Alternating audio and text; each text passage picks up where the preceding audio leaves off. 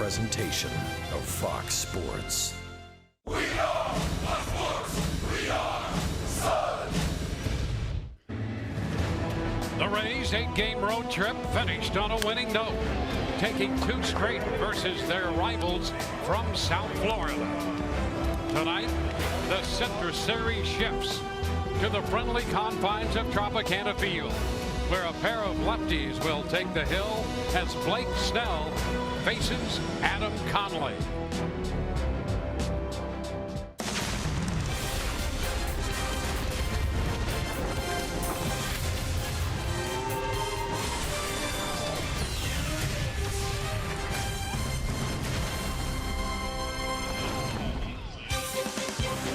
Tonight we welcome you to Tropicana Field for the Wednesday showdown, driven by GMC. Rays are back home and they will open a 3-team homestand, coming off their 4-4 road trip. First team in interleague play, the Miami Marlins. Hi again, everybody. Good to be back with you. With Brian Anderson, Dwayne Stats. We'll hear from Alex Cordery throughout the evening as well. Well, the Rays are home, happy to be home. A couple of victories over in Miami, and tonight they go up against this Miami ball club. Little different look in the lineup. You know, the Rays shortstop has been outstanding offensively for the Rays the last couple of weeks, and so Tim Beckham's going to be at the start of this lineup tonight. Well, that's where you put the hitters in this lineup that perform well. Souza Jr., Dickerson out of the leadoff spot. Tonight it's going to be Tim Beckham, and like you were saying, Dwayne, last 15 games, the number's outstanding. The average 321. He's hitting lefties. He's hitting righties. He's flexing his muscles. 4 of the 8 extra base hits have gone for home runs. 3 of the 11 RBIs are in this series, and what you can say about him right now is he is absolutely mashing mistakes, and that's why he's going to move right there to the top of the lineup. Speaking of mashing mistakes, how about the king of exit velocity, Giancarlo Stanton? 7 home runs on the season. What makes that impressive is he hasn't had one in 8 days, and the Rays would certainly like to keep that streak going. But when he is at the plate, no part of the park is safe. He can take it from right field line all the way to left field line. You've got to make your pitches against the big boy. And the Rays are happy to have Evan Longoria back in the lineup tonight as they begin this homestand. Alex Cordery will have more on Longo getting back into this lineup when we return.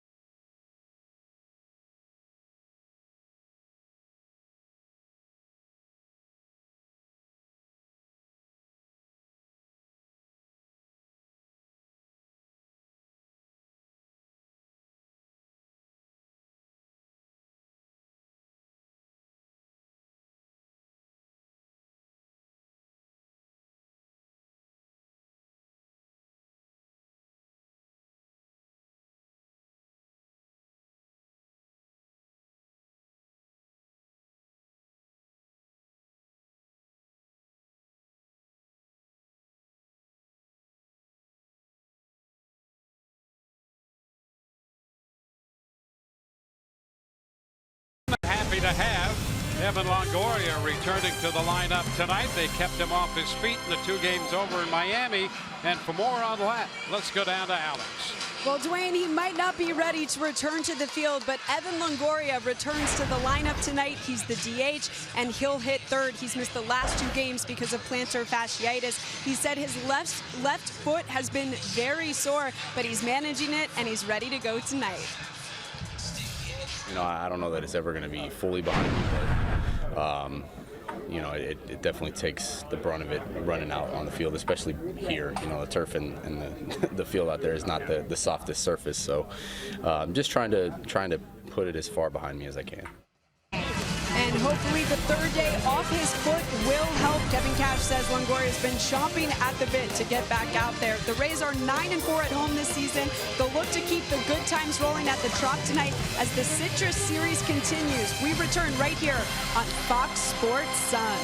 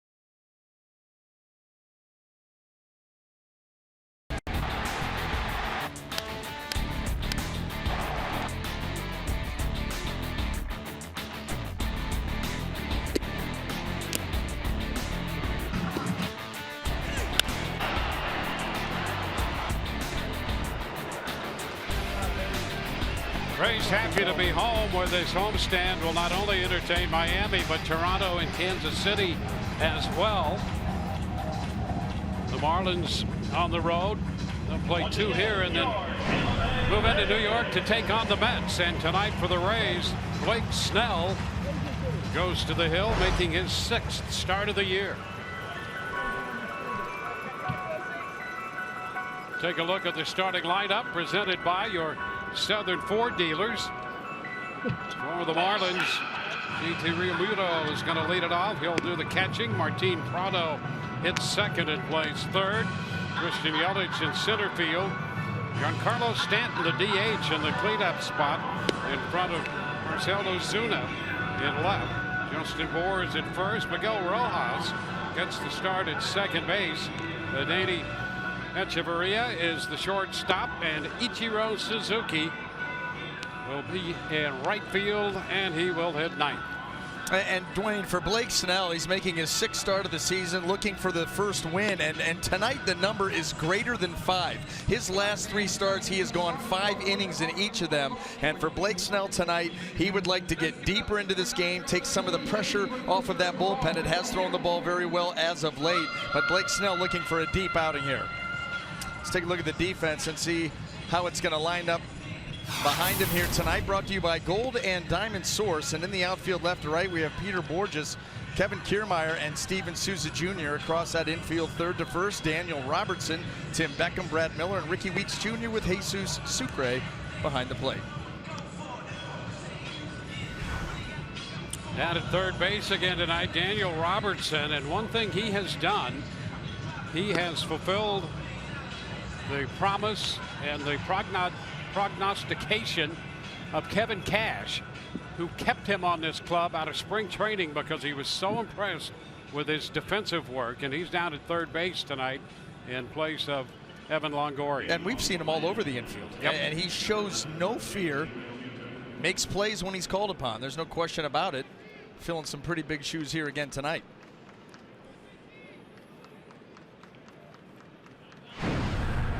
So Kevin Cash and the Rays taking on the Marlins from Miami.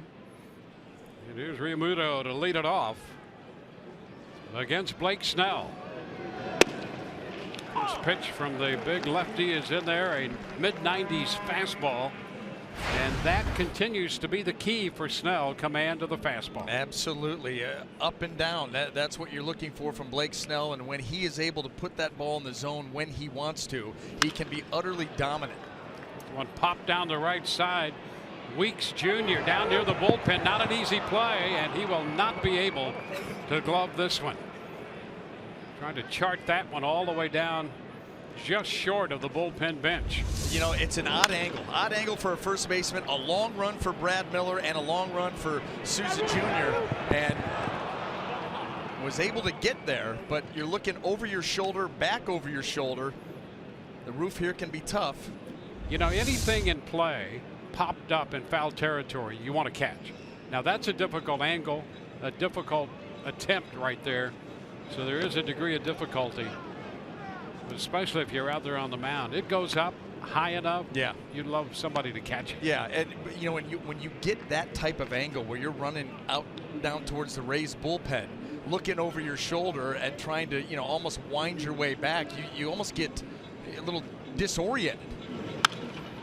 This one is fouled back. The Marlins were out here early, taking a little extra work, working on pop-ups and trying to adjust to the roof. And we have seen in a couple series teams, well, Detroit, one of them here, wow, had a lot of difficulty with the roof. Yeah, a lot of visiting teams, especially a team like the Marlins, who don't get here but once a year, you know, for a few games, a couple of games, whatever it is. They don't see much of this roof. And you know what makes it so difficult is you have the rubbed up baseball, and then you have a roof that really is off white. It matches the color of the baseball. If you lose sight of it, it's tough to pick it back up. 2-2 the count. Just underway here at Tropicana Field. And a cut and a miss. That takes care of the Miami leadoff hitter. Strikeout to start this one. You know, we're going to talk an awful lot about Adam Conley's slider. That slider right here at 87 was filthy. I mean, down and in, just JT did not have a chance. Perfectly placed. And that's why that fastball is such a key command of that, because Snell's secondary pitches, big league already. They really are. When you see that pitch, you'll see some curveballs early in counts, a changeup that he's not afraid to throw when he's even behind. So, yeah, he pitches out in front. That's why I say he can take a game over. Martin Prado, and there's the first pitch fastball. 95 for strike one.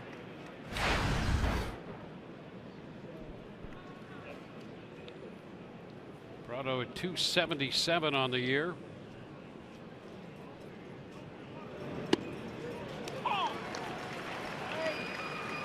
Two. And there is that changeup, you know, -9 miles per hour and tremendous arm speed. And how about those numbers against left-handed pitchers over the last 2 seasons? Martin Prado, a quality bat in this lineup. It really boils down to approach. He's one of those guys that will use the whole field. You know, you expect him here to be thinking up the middle the other way against Snell. You see how the Rays have him defense. They have him defense pretty honestly. And that's why, especially when you see how often the Rays shift against right-handed hitters. Popped up. That's going to be a foul ball out of play. And Prado's one of those guys who, when he's going great, he is hitting the ball on a line and hard. He's all over. Yes, and that's what makes it annoying to face hitters like him, because they hit it where it's pitched, man, and they're very good at it.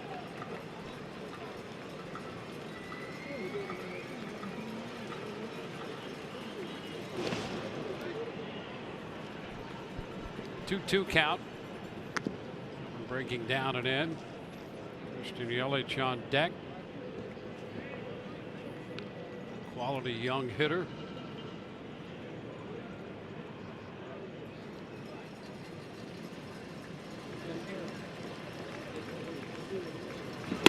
That's a good pitch right there, taken for strike 3.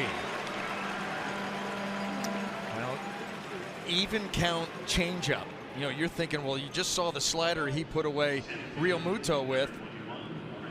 You got to guard against 95, and then he decides to go ahead and just back it up with about 86 miles an hour. There's the changeup. There's the location. Perfect. And it shows on these two hitters the potential for Snell and the success he could have. You get a hitter to 2 strikes with a little room to work, and we've seen a slider and a changeup. Yeah, how about having in your mind and what we've seen, the 3 put-away pitches. Yep. You know, you're probably not going to see the curveball there. Not to say that you won't second or third time through, but slider, heater, or the change, the options. There's the jump on Yelich, a strike. First pitch, fastball for that strike. And Dwayne, really, that's why we harp, and people probably get sick of hearing it. I get sick of saying it about the fastball command. Yep. But when you have those 3 options to put guys away, they're not options if you're always 2-0, 2-1. Now they're options to maybe get back into a count, but not to finish it off.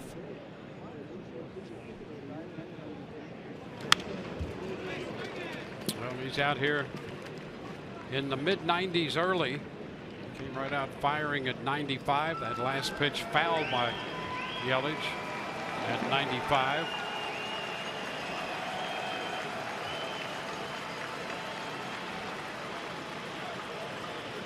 Jim Hickey liking what he's seeing right now. You can tell how boisterous he's talking.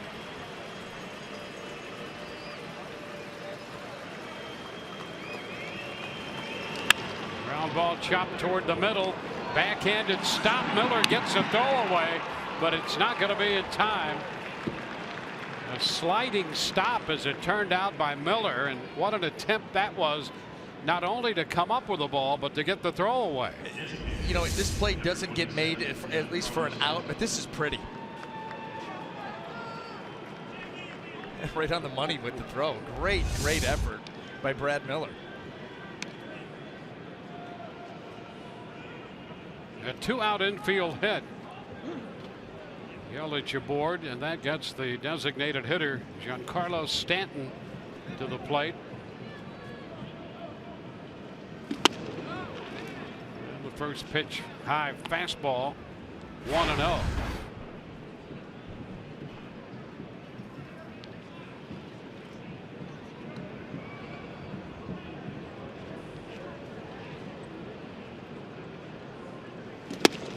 Cut and a miss. It's 1-1. Stanton has shown to be an aggressive hitter, but the last year or so he's actually turned into a pretty patient hitter, comparatively speaking, because he'll go out and get the ball and you can get him to chase. 2-1, but boy, when he makes contact, as happened in the second game of this series with that double, the ball flies off the bat. You know, he creates so much leverage. You know, he's long, lanky, 6 feet 6 inches tall. generates a lot of bat speed, and therefore with that leverage, the power.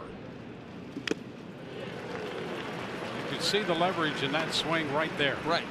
And that's why when he catches one clean, that's why we were talking about the king of the exit velocity. Here you go. Yeah. Aaron Judge, then Stanton, Trumbo. Two similarly built players, too. And then Brad Miller's on that list, too. Look at that at 118.4.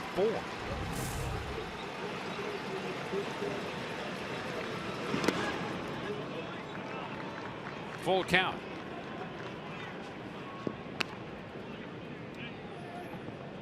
Two strikeouts, then the base hit, the infield hit by Yelich. Full count to Stanton.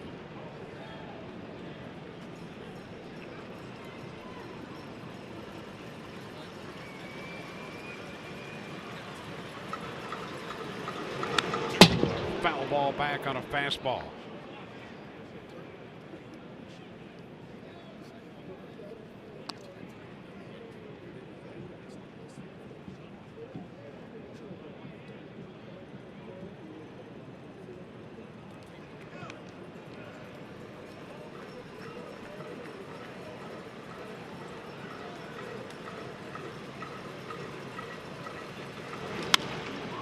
Two.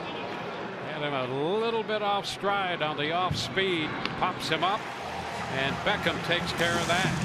So the secondary pitches already in play. Bottom of the first, no score.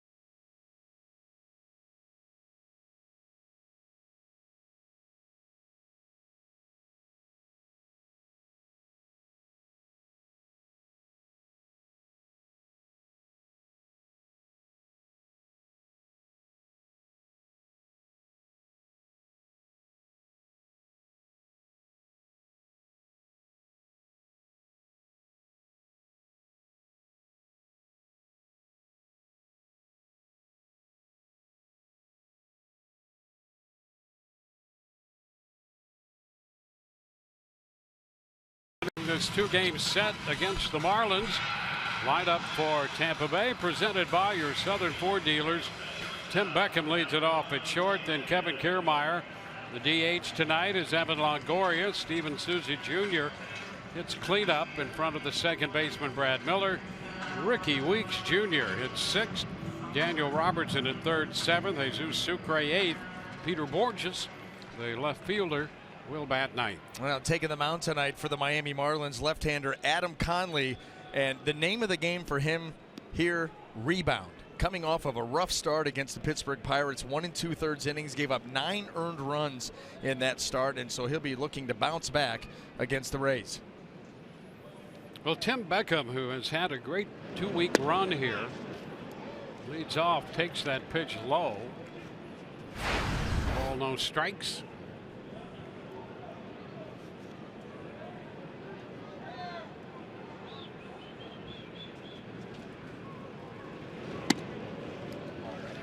Away 2-0. Based on what they saw of him last year, the Marlins expecting good things from Adam Conley in their rotation. He made 25 starts last year. It was 8-6. Liner, there's a base hit into left. So Beckham is aboard, leading off tonight. Let's take a quick look at the Marlin defense, see how it's going to line up. Brought to you by Golden Diamond Source, and in the outfield left to right we have Marcelo Ozuna, Christian Yelich, and Ichiro Suzuki. Across the infield third to first, Martin Prado, Adeiny Echeverria, Miguel Rojas, and Justin Bour with JT Realmuto behind the plate.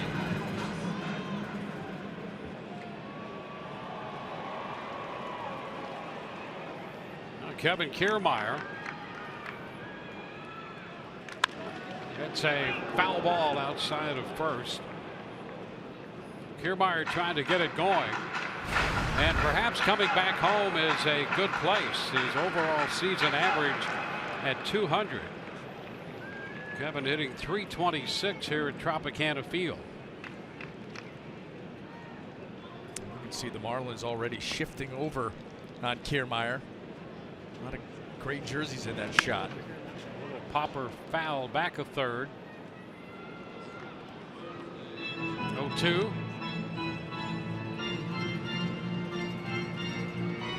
Now they're going to do a little more adjusting.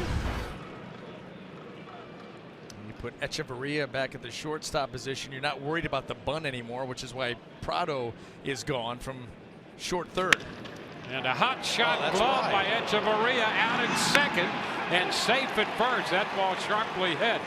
And just after the move on the infield comes the sharply hit ball to short. You know, and that's why you do it. Martin Prado's taken away the bunt early, and now you put Echeverria back to short. And I'll tell you something else. The fact that that ball was hit that hard and got to Echeverria that quickly, nice flip there to Prado, who's making the turn there at second, and Kiermaier's still able to get down there and keep it from being a double play. That is getting out of the box in a hurry, but very nice glove work by the Marlins shortstop. Evan Longoria back in the lineup. Pitches a ball.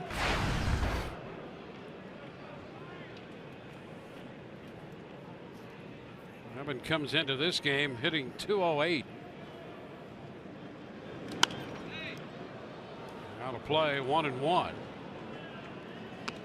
And right now 3 for his last 30. So the Rays hope they can come home and get Kiermaier and Longoria both going, because it's been a struggle offensively for them lately.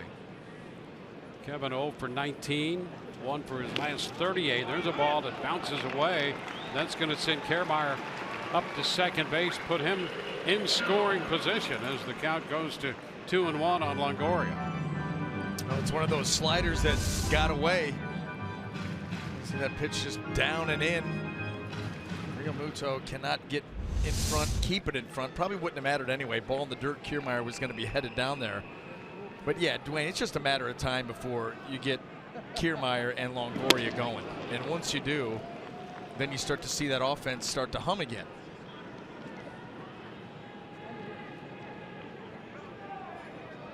Count even on Longoria.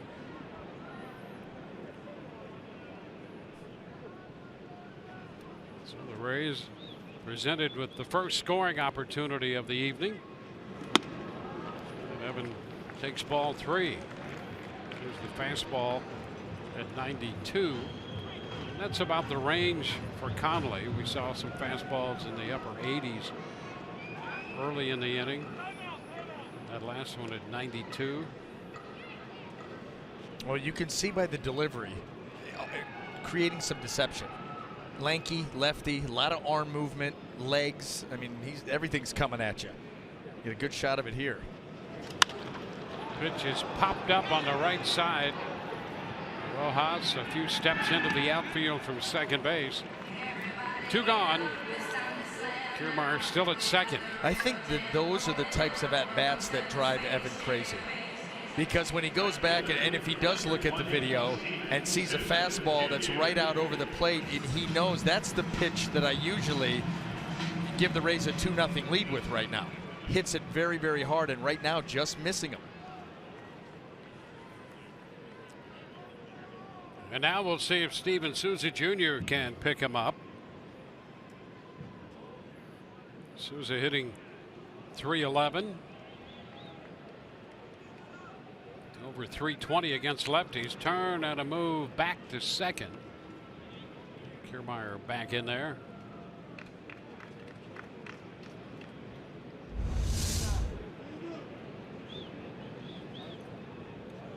Just letting them know that they're thinking about him.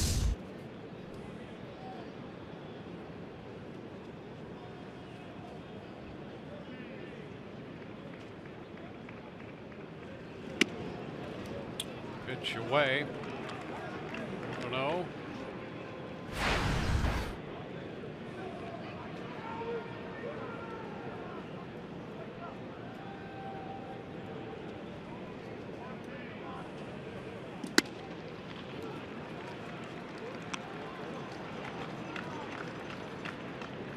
Brad Miller on deck. Well, the Rays have Kiermaier at second base. He was out there with 1 out, now with 2, so a couple shots to try to get him home. Ball, 2 strikes. That's one thing that the Rays have been very good at this year. Early leads, scoring in the first inning, jumping out ahead. I'd like to do it again here. High fly ball. Short center. Yelich makes the catch. Rays leave a man at second. We've completed 1. No score.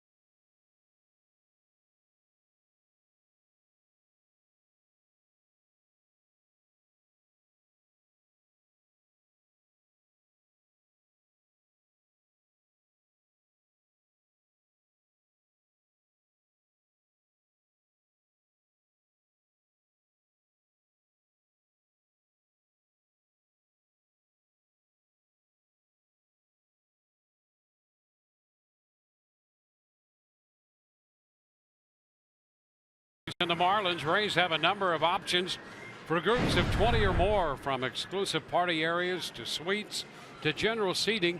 Book your group now for any game during the 17 season and ask how you can get an additional group outing to a future game on the Rays. Be a part of the action. Email groupsales@raysbaseball.com. Rays up. Marcell Ozuna leads it off, and he takes a strike. Ozuna with 7 home runs, hitting .292.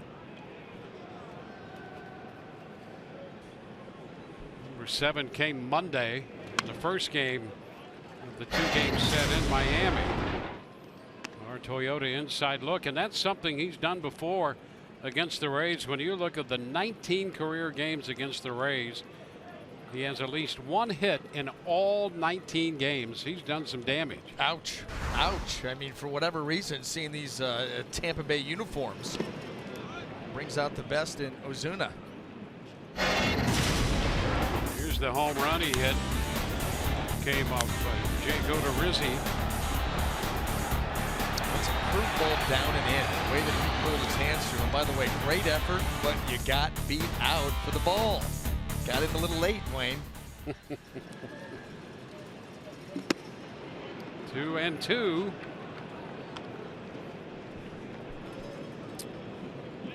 Reminds me of people we've seen before. Jump into pools and raise tanks, all kinds of things. Cut the miss. Sucre will make the toss down to first. Ozuna's out of there. Yeah, we saw a guy jump into the pool out in Arizona with his sweater on still. It's great that it was waterproof. More like fur. Well, you can do that with natural fiber. Justin Bour will be the hitter. So 3 strikeouts. Used the slider a couple times already and a changeup to get one. Ball, no strikes. He's definitely, and it's early, but he is definitely setting the tone. He has come out firing. And you're right. He looks very good. It is early. You know, this is the 6th hitter in, but his demeanor seems to be a little different. It's almost as if, you know, I've had 5 starts. This is the 6th. I don't have a win yet. I'm tired of that. Yeah. No, and you know what? We've seen him at different points this season because he has given up a ton of unearned runs. And we've seen him pitch angry, you know, pitch a little bit with an edge. Yep. And that's when he's been the best. Yep. So you don't mind that.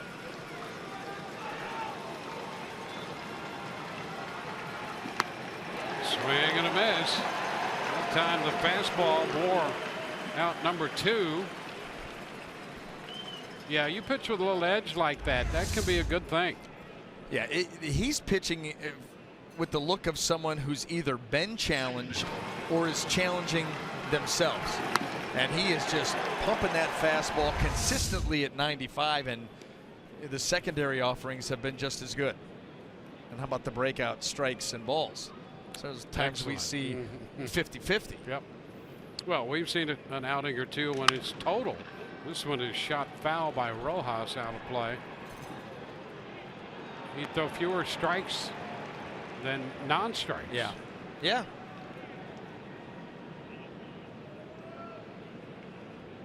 So a good start here. Miguel Rojas in the lineup, by the way. And here's a guy who seems to thrive against the Rays. He gives the Rays some tough at-bats. 1-1. D. Gordon getting the night off. Rojas in there at second.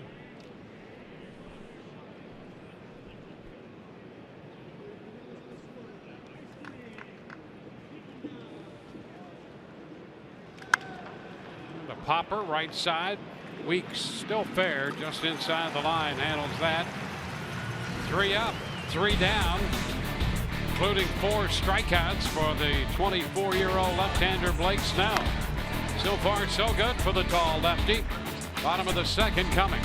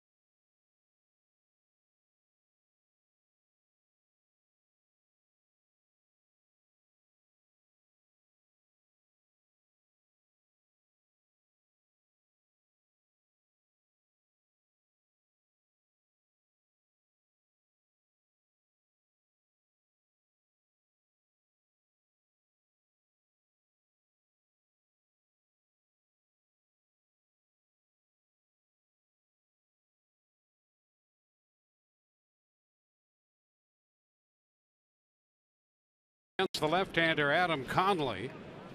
Miller takes the first pitch away. Fastball out there.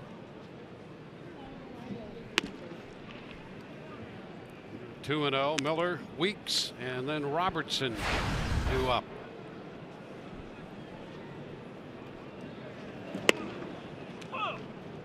2-1. Conley does give you a lot to look at. Tall and lanky in that delivery. 3-1 the count. You know, a little bit of across his body with his landing foot, and then tries to power that fastball to the outside corner against these lefties. See how that ball just kind of, well, he didn't get it all the way out there, but you get the idea. Yeah, Try to create some angles. Yeah, that arm angle's a little lower than conventional 3/4.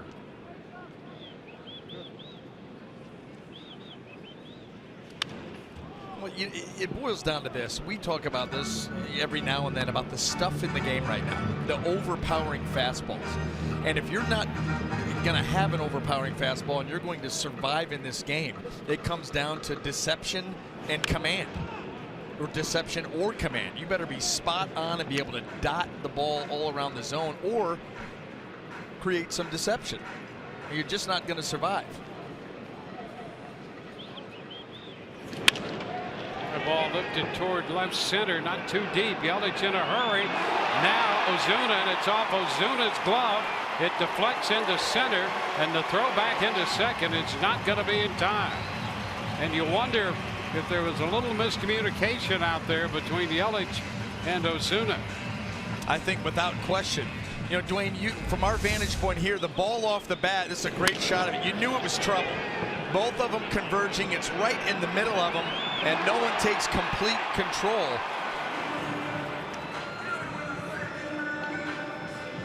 Well, they both seem to, in their own way, back away at the last instant.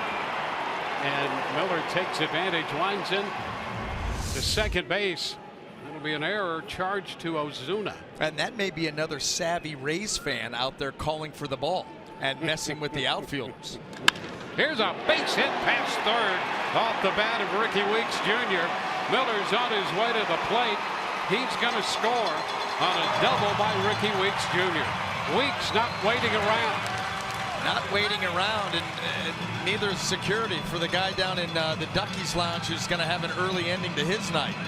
Reaching over that short wall, Ricky Weeks popped that ball right down the line. After the break that the Rays got on the previous pitch, here's Weeks Jr. trying to come in. It's middle, and he ropes it. Then we get a little interference down here. Oops.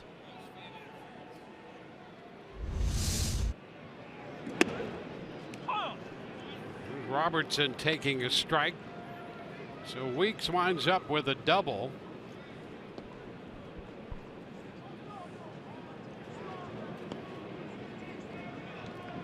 Rays come up with the first run of the game.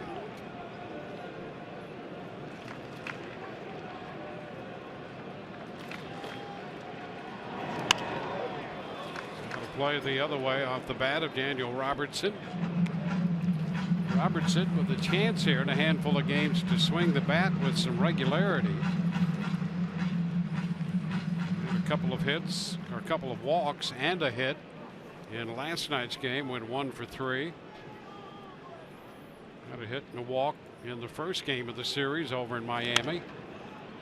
Fouls this one out of play. The more you see Daniel Robertson, the more you like him. And that's something we mentioned at the top. Kevin Cash saw that in the spring, and it went down to the final day or so to try to figure out who was going to be the extra guy. And Cash really likes Robertson. He's one of those guys that, you know, you hear people say, well, he's a baseball player. He is. And he's a strong kid. Yep. You know, he's got some size to him. Move him around, it doesn't phase him. Move him around, and it's not even a regular occurrence. You know, he's getting out here or there, but always working. Very versatile. Count even, 2-2. Rays with a run. taking advantage of Ozuna's error, and then the double by Ricky Weeks Jr., his third double of the year. Jesus Sucre is on deck. Put that one in on his fist, and Robertson pops it up. Caught by Rojas. We talked with Brad Miller at the plate. Talked about the angles that Connolly creates, trying to drive the ball away to the lefties. He's doing that to the right. He's driving it in. So you see it. You see that arm, out there, that lower arm angle, and here comes the pitch, and it just keeps boring further and further in to where, as you start to swing, it gets in on the label of the bat. He's jammed a number of Rays righties already. Sucre missing, strike one. And that's the pitch that plays off of it. You establish the fastball in, and then here comes that nasty slider down in it. See how that ball just continues to work its way across the zone. And by the time it makes contact with the bat, off the barrel. He left the one to Weeks out over the middle, and it got hammered. Snap throw back to second, skips in, hits Weeks, but not far enough to give him any chance to advance. The count is 1-1 on Sucre.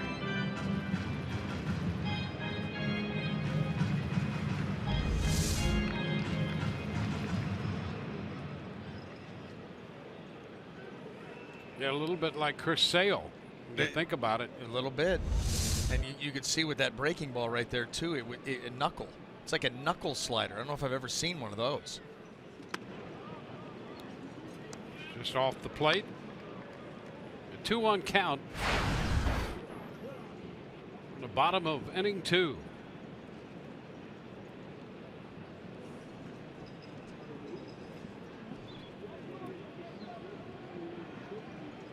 There goes Weeks. The pitch popped up. A foul ball. It's going to carry out of play, and Weeks is on his way back to second base. You're talking about velocity and how prevalent it is today. And if you're not in the mid-90s, then it almost seems as if that's average now. So if you throw 90 or 91 or 92, it's unusual because it doesn't seem to be what that norm of velocity turns out to be so often these days.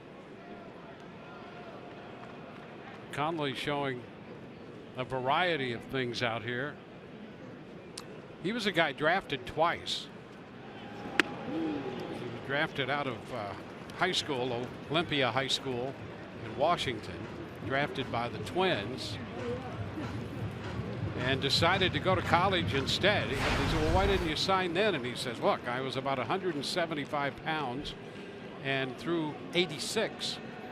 So he went to school, went to college, and was drafted 3 years later by the Marlins. The difference was, first time around, I think he was drafted somewhere in like the 32nd round. By the time he got finished with college, the Marlins picked him in the second round. It's a pretty good decision there. A little different payday, second round. Yep. But you know what? I don't know what he would have a problem with being 175 pounds. You look up in the Boston Red Sox media guide, and Chris Sale's still listed, 6'6", 178. Yep. Seems to be working okay for him. Yep. How do they even put that? 178? I know, that's great, isn't it?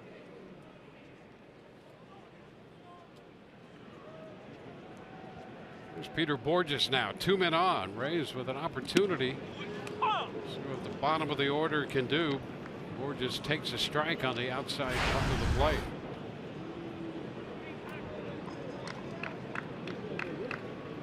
Conley went on to pitch at Washington State. We have that Washington matchup here. Blake Snell, born in Seattle. He's out of Shoreline High School. And look where they're pitching. Not all anywhere, the way across the continent. You can't get too much further away. Maybe Miami. Mm-hmm. Yep.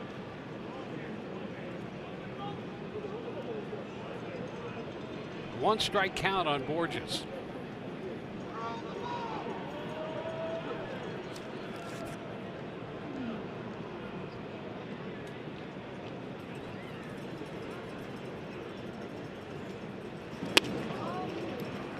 ball and a strike.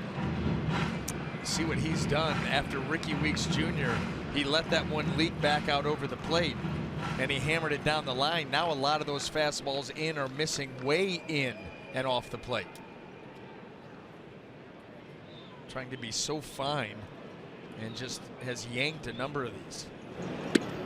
There's Borges out in front. Runs the count to a ball and 2 strikes.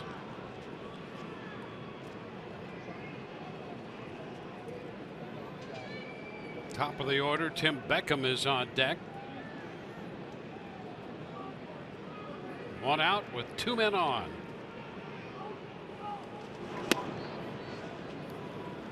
Two and 2.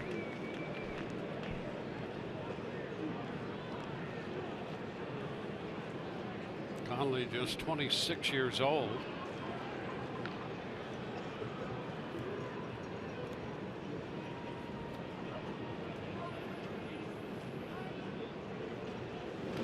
Little tapper to the right side. In comes Bohr, and he did not make the tag, and Borges, eluding the tag, has himself a base hit. Bases are going to be loaded. You know, I think, Dwayne, that Justin Bohr was of the opinion that when I went for the tag and didn't get him, he must be out of the baseline because he just quit on it. And he was looking in right there to see if Don Mattingly was going to challenge it. Watch him go for the tag and then think, well, he must be out of the baseline, so I'm just going to go ahead and look for somebody else.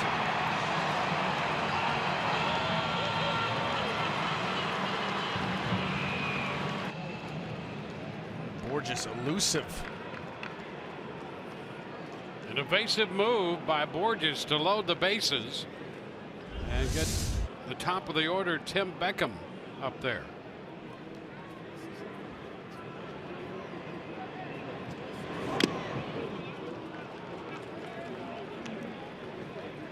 First pitch, a changeup, had Beckham looking for something other than the off speed. Strike 1.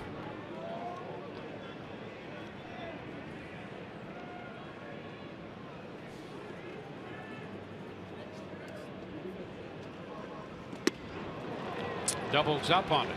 2 changeups, 0-2. He definitely was heavy with the fastball and the slider first time through. Saw a couple of changeups here earlier this inning, and serving to be an effective pitch, especially now when Conley needs a strikeout. He's put himself in position. Tim Beckham's got to think middle of the field, put the ball in play. Beckham protecting there again. Fouls the off-speed pitch. Now all of a sudden, 3 straight changeups away. Try to surprise him with the heater in. Gutsy pitch, but he's got him set up for it.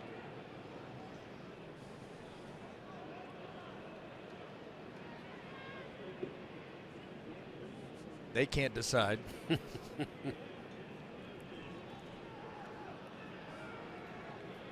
with Beckham back in. Now they're ready.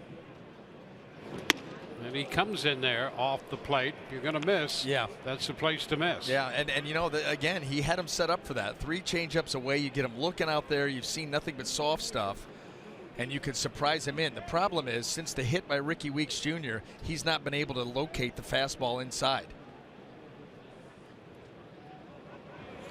And a cut and a foul tip strikeout. That fastball away, and he strikes him out. No, that's what he needed in a big way. The Rays threatening to try to blow this game open, and he goes 91, belt, outside corner.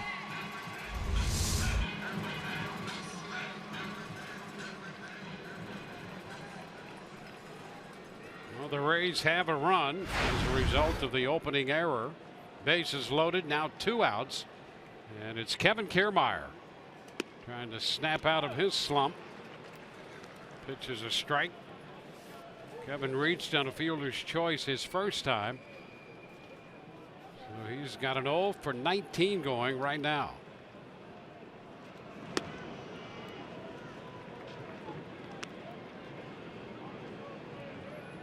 A 1-1 count.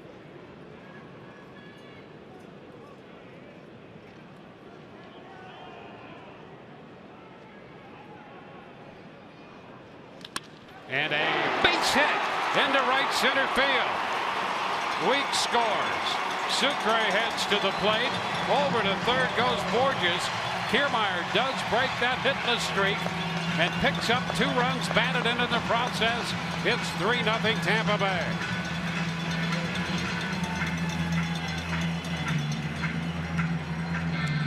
And now you can take a breath. Kevin Kiermaier, that hit set up fastball in, trying to pitch to the shift, and Kiermaier is able to get enough of it to poke it right through there. You see everybody lined up that way, and he finds the opening. Well, maybe coming home is the key to get him started again. He's hit well over 300 here at Tropicana Field, and he comes up with a big 2-out hit in the Rays' second inning. And once again, what do we see out of the Rays early in the game? A lot of times it's the first inning, but early in the game, this team puts runs on the board. Now make it hold up. Well, Evan Longoria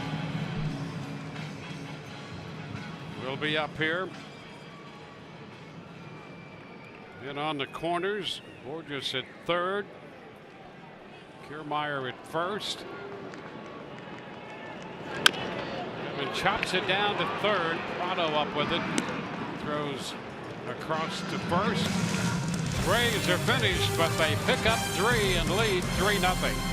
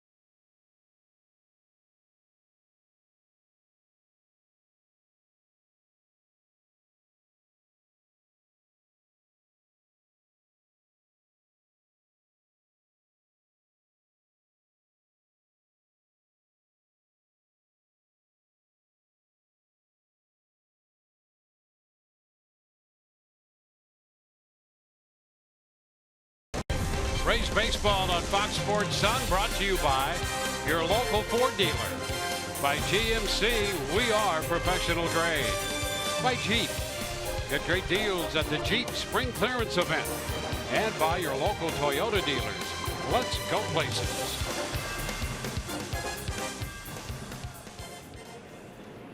Well, the Rays have a 3-run lead as Blake Snell goes to work in the top of the third. His first pitch is wide to Danny Echeverria.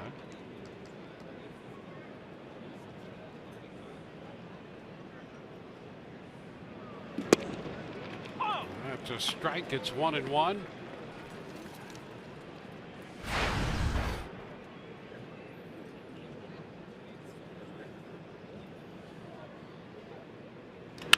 Line drive, and it's in and out of the glove of Miller. He picks it up, and the throw is going to be late.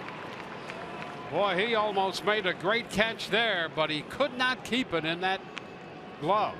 How many times have we seen a ball in and out of Brad Miller's glove? Now, again, this is a difficult play, but it looked like he had it and it squeezed right out the top, and that's about the third time that we've seen that. Ball's in the glove right off the tip. Can't keep it in the glove. And even after it popped out, you felt there was a chance he could somehow cradle it. Yeah. And that's going to be a base hit. Ruled a base hit.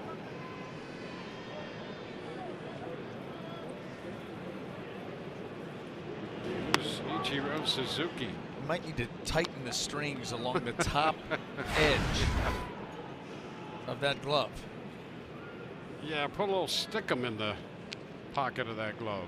And I'll tell you, the only problem is then you can't get it out. Right, exactly. Or if you do, now you're throwing a sticky ball. Who knows where it ends up? Yeah. But guys, I'll tell you, especially middle infielders, well, really any player, but so particular about their glove to the point where you don't even dare stick your hand in another guy's glove. Those are fighting actions.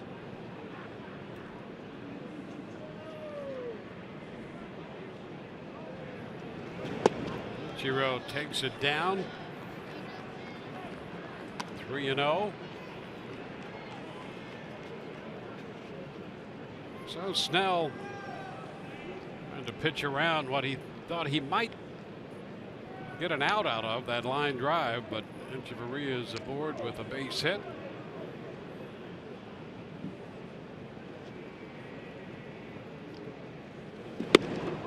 There's a strike.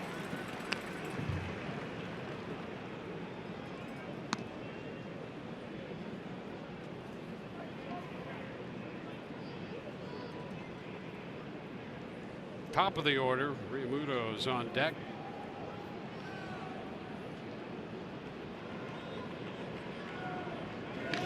Hot shot foul, takes the count full. Austin Pruitt, a lonely man down there in the Rays bullpen. Man alone with his thoughts.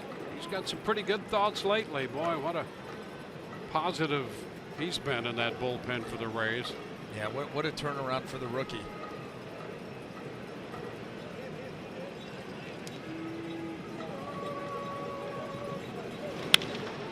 The left side is fouled out of play.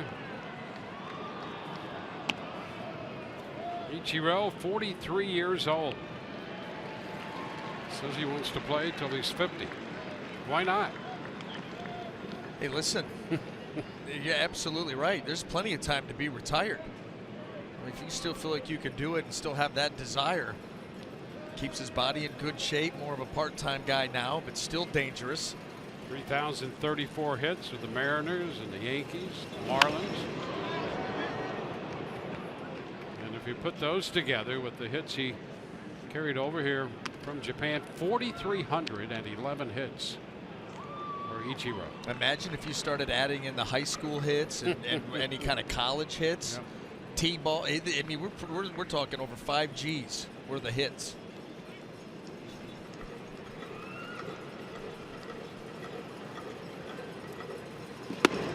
And he walks this time. So the first 2 men are aboard. 2 on, nobody out. We'll check in with Alex right now. Dwayne, earlier tonight, UNBA had talked about Daniel Robertson's versatility. Well, Evan Longoria sees it too. He's, of course, been playing third in Longoria's absence. And Longo said he's looked great. I better get back out there. I don't want to lose my job. The Rays skipper also likes what he sees from Robertson. Kevin Cash says he looks really comfortable, adding it's just nice to have a player on your team who can jump in and make good plays when he's called upon. Dwayne? Yeah, and it's not an easy role for a veteran player. And, you know, a lot of times young players have to work their way in, pick up playing time when they can. It's not easily done. And he has been just spot on defensively. At the top of the order, JT Realmuto taking a strike. The irony in all of it is, as a young player, you didn't get to the big leagues by being a part-time player. Yeah. You played every day all through the minors. That's what you're used to. And now you get your shot and it's like you're playing a couple of times a week, different positions. Not easy.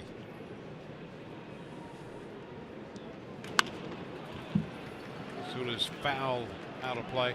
And that's really where I think the emotional and mental makeup of a young player, it starts to separate you from other people. You know, he's played everywhere he's been. He gets to the big leagues. He's looking for playing time. And he has to prepare, has to make sure that he's ready mentally and physically when he gets the opportunity. There's strike 3 call. Big strikeout for Snell as he gets the Marlins catcher looking at the fastball. Got him on a slider the first time. And looking on the fastball this time. 93 miles an hour. It's going to be up and in. Right on that corner. Pretty. 5 strikeouts for Snell.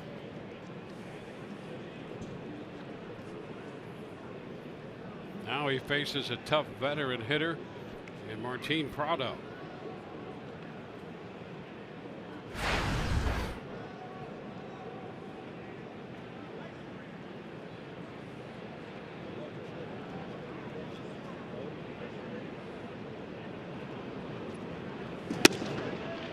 Fastball off the plate.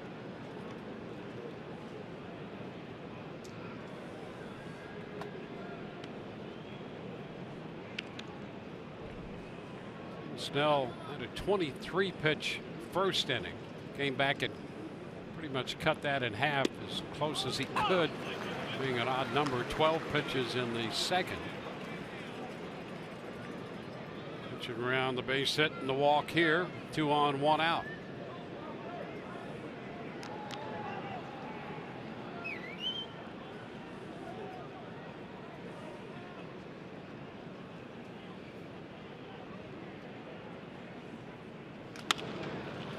Fouled up the right side, out of play, 1-2.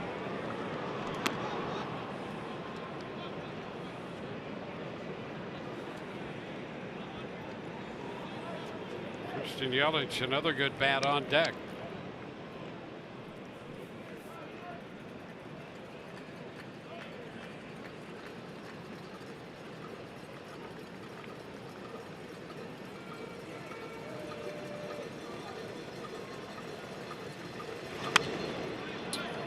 Again, out of play. Giving Prado here a good mix of pitches, trying to make him uncomfortable.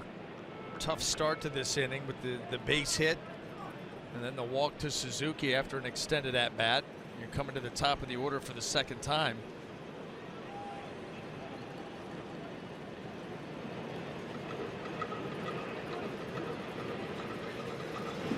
And a cut and a miss. He gets him. 1-2. He fouled a couple fastballs off and gets him with the slider. Right on the plate. Just takes it below the zone. Prado with the chase. A nice block there by Sucre. More of a smother. And he's one more good sequence away from getting out of this spot. This has been the issue too with this Marlins team. Really struggling with runners in scoring position over their last 7 games, where they've dropped 6 of them. Yelich takes the pitch low.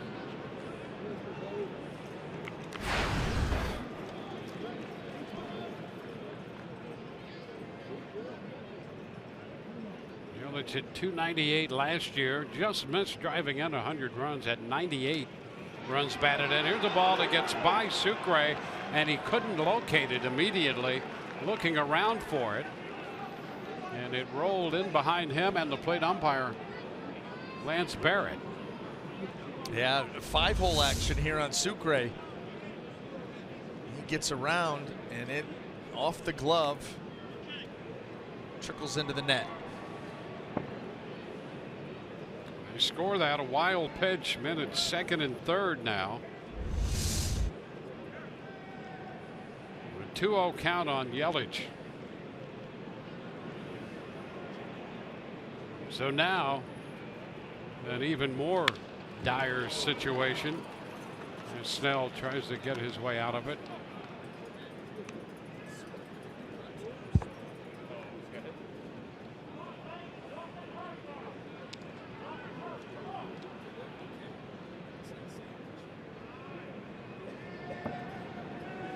Maria at third, Suzuki on second.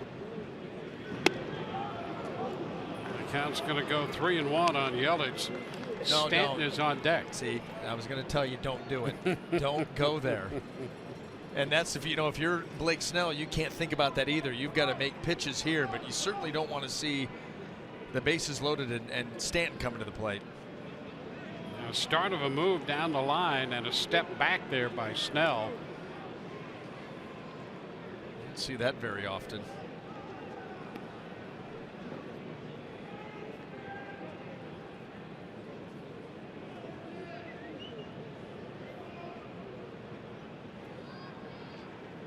A 3-1 count. Ground ball shortstop. Beckham up with this one. Throw to first. There in time to retire the side. Marlins lead 2 men in scoring position. 3-0 Rays.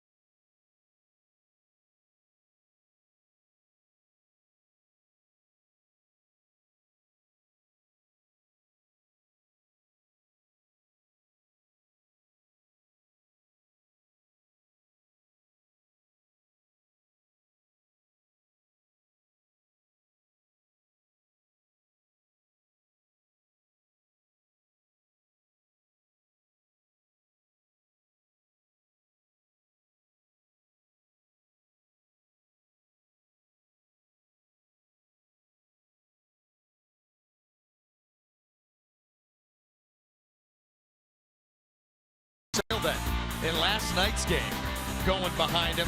Quick warning there. Manny Machado would exact some revenge, but Sale the victor in that game. And then how about tonight? This is where it gets goofy. Kevin Gausman right there hits Xander Bogaerts with a curveball and gets run. Sam Holbrook says you're out of here, and he's saying that's a curveball. You know, warnings issued before the game, I'm sure, in that situation. So anybody who comes close to a hitter runs that risk. But Gausman makes a great point. It's a curveball. You're not hitting somebody with any intent with a curveball. I mean, really, if you're going to throw and hit somebody, you want to do it with 78 or 95. You tell me. Yeah. And that's just a pitch that slips out. And I've seen that before. We were actually talking about that at dinner today, about seeing a guy get run after a warning was issued for hitting a guy with a curveball, and it's remarkable. And you can understand why the Baltimore Orioles, Gausman, and everybody else were absolutely livid. Souza Jr. out on that comebacker to the hill to Conley. But it's the story that won't go away, and it keeps on giving. There'll be more reaction here tonight and tomorrow. Yeah, one would think. I mean, they've got a lot of baseball left. I mean, they play again tomorrow. Yeah. Brad Miller. You know what that effectively does too? It takes away the inside part of the plate for a pitcher. Yeah.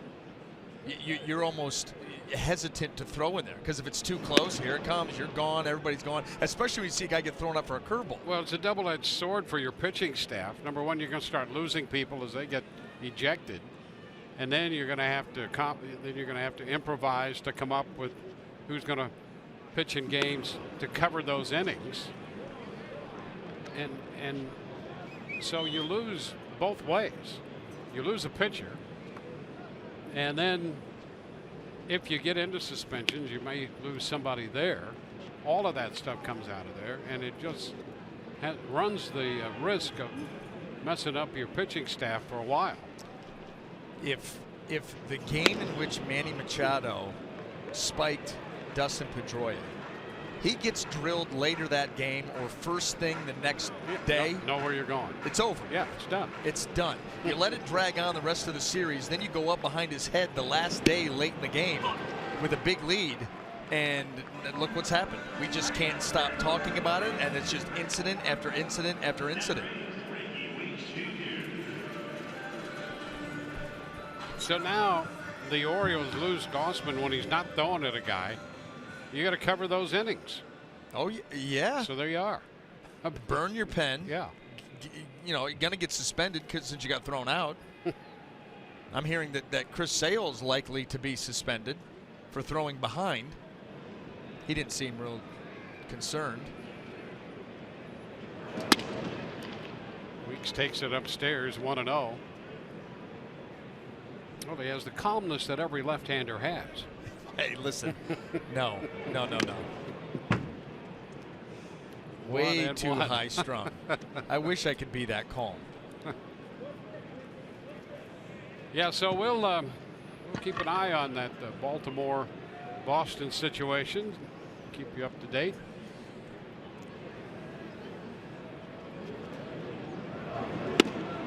You know what's going to be really good is the Buck Showalter press conference when the game's over.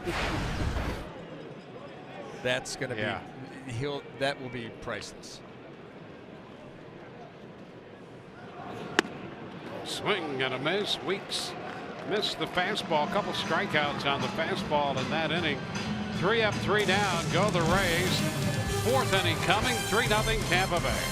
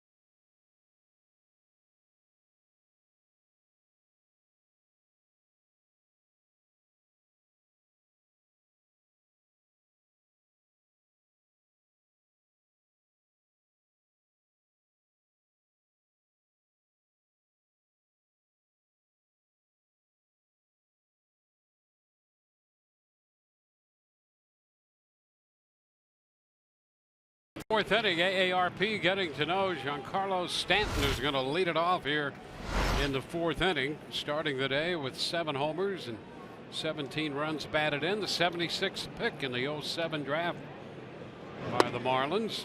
He takes the pitch down. A ball and no strikes. Signed the big contract through 2027. Takes a big rip and misses the fastball. It's 1-1. He's still not getting cheated up there. No, he's got one thought, and just solid contact. And when he does that, and how about that little sequence there, the fastball up, you get him thinking about that good heater, and then here you come with the changeup.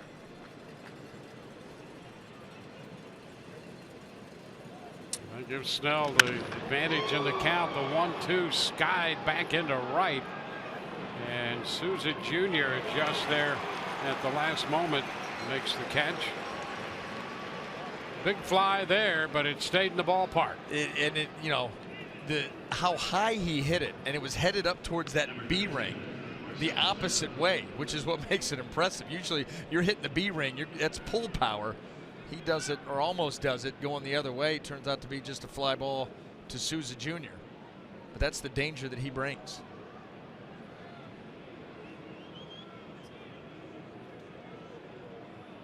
Ozuna. 1 ball, no strikes.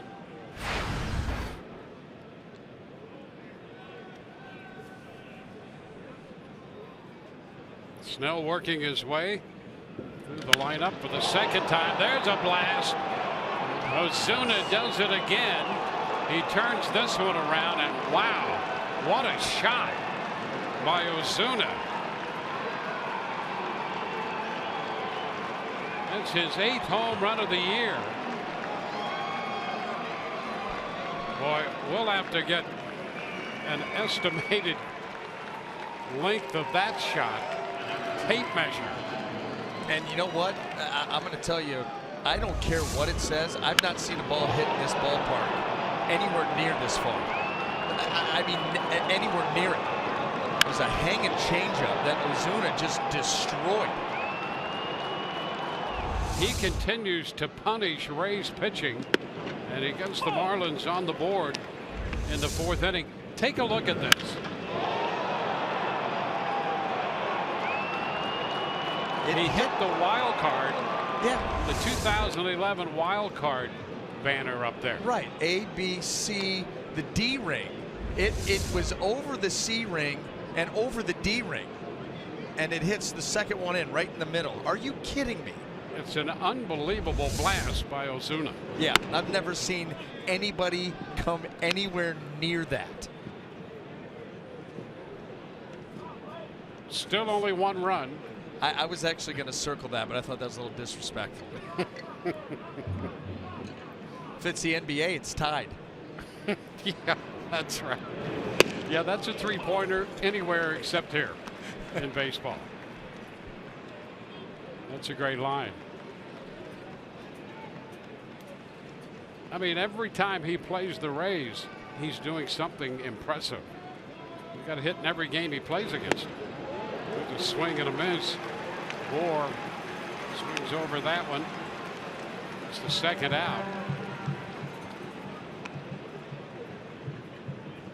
Strikeout number 7. Number 19, Miguel Robertson. I mean, that's something.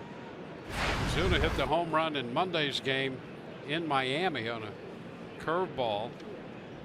And his home runs are impressive, but I'm not sure he's ever hit one any more impressive than that one. There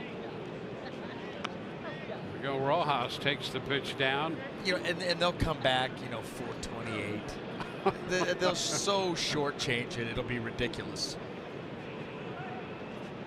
I mean, it's over the C ring and the D ring. Over both of them. Mm-hmm. And you know, you can come here to Tropicana Field, take a look where that American League wild card 2011 pennant is hanging. It hit right in the middle of it. You can't believe. That's, well, we're still talking about it. The liner base hit over the head of Weeks toward the right field line. A turn. Rojas will hang on there. So a base hit to right field. Number 3, Echeverria. 2 outs. Rojas is aboard.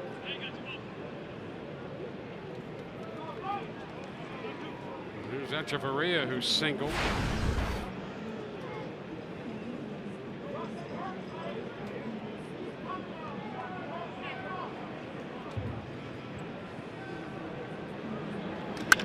Now a shot off the bat of Echeverria. That ball is going to be over the head of Souza. Kiermaier makes a great play on the carom. Now they had a chance for the play at the plate, and Miller hesitated just a moment.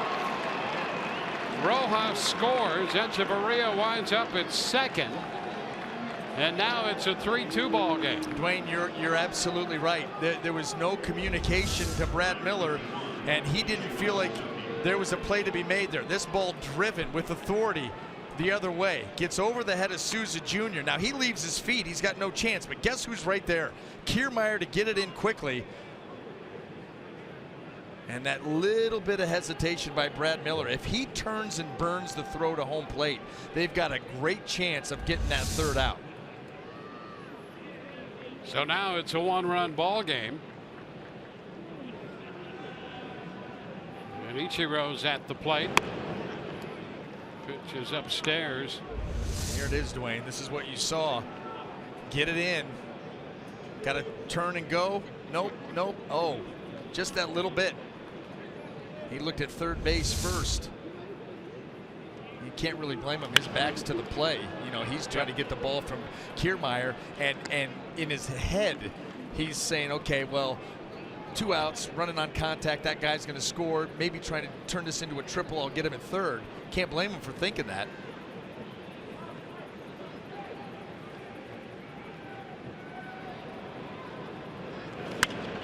That's where he'd like to maybe have somebody yelling to him. Yeah, because it was an unbelievable carom and play that Kiermaier made to get over there once the ball got over Souza's head. I mean, how many center fielders do you see make that? 0, except for him. Yeah. And he was right there. Yeah. I mean, that's what makes him special. It's the plays that don't make the highlight reel and don't get put in the scorebook. Ground ball to Miller. The toss to first. So 2-run score by Miami to make it a 1-run game. The first one, they're estimating 468 feet off the bat of Marcell Ozuna. That'd be the second longest here at the Trop.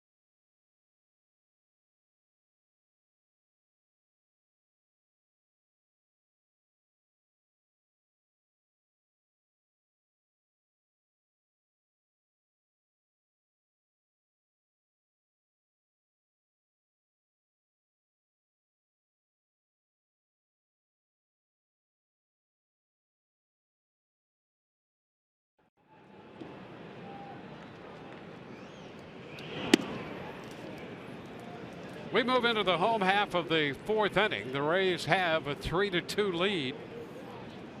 Some excitement created by Ozuna, the Marlins left fielder. Well, that was quite a blast off the 2011 American League wild card banner out there. Now here's Daniel Robertson driving one deep to center field. That baby's out of here. Home run for Daniel Robertson, and the Rays show a little power of their own. Robertson's second home run of the season. This one to straightaway center. 4-2 Tampa Bay. Not much of a reaction on it. Christian Yelich, I think he knew that ball was going to get out of here. Daniel Robertson, it's been the bottom of the Rays lineup that has really hounded Conley here tonight. And it was straightaway center field without much doubt.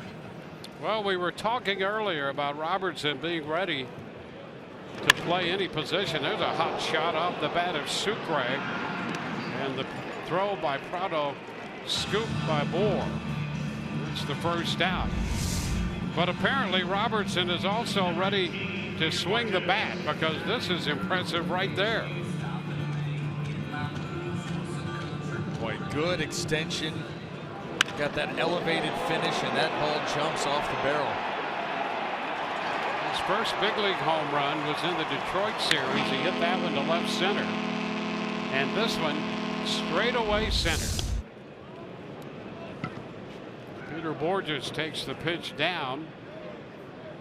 So the Rays have a 2-run lead now thanks to the Daniel Robertson home run. 1-1.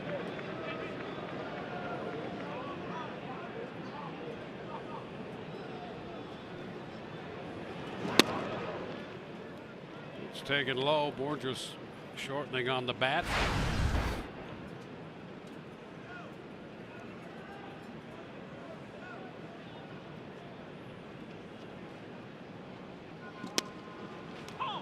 Squares the count at 2-2. He scored 3 runs in the second. All 3 turned out to be unearned. With a high chopper, waiting for it to come down. Prado, quick throw to first, and they just get him at first base. Well, that's a close play right there. What a play by Martin Prado. Realizing Borges is running, he does not have time to make the transfer from the glove to the bare hand, so he just sticks with the bare hand, and they absolutely do get him. That ball into the interior of the glove before the foot comes down. What a play.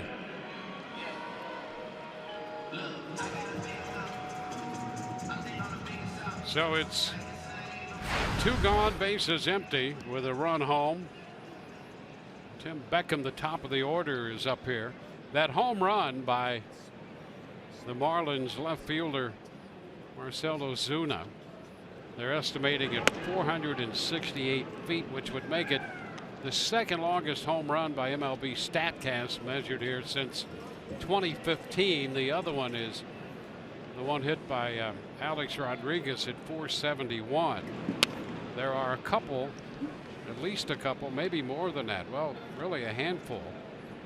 Vinny Castilla still has the longest one of 478 feet, hit back in 2001. A high popper, foul ball. It's going to be out of play.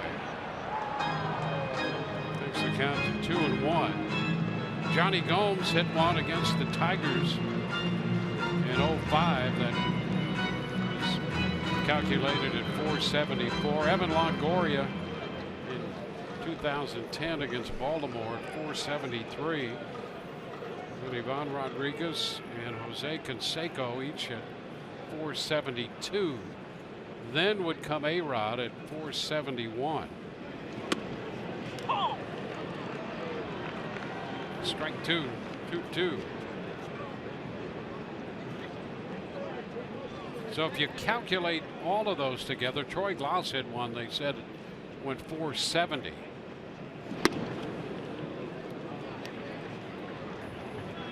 So then you get down to, what is that, 3, 4, 5, 6, 7, 8. So the home run by Ozuna would be the 8th longest, tied with Fred McGriff. Hit here. Ball down to third, and it's going to be Prado to Moore. Beckham out, 5-3. Daniel Robertson goes deep, a home run to center field to open the inning. Bottom half anyway. And the Rays lead 4-2 through 4.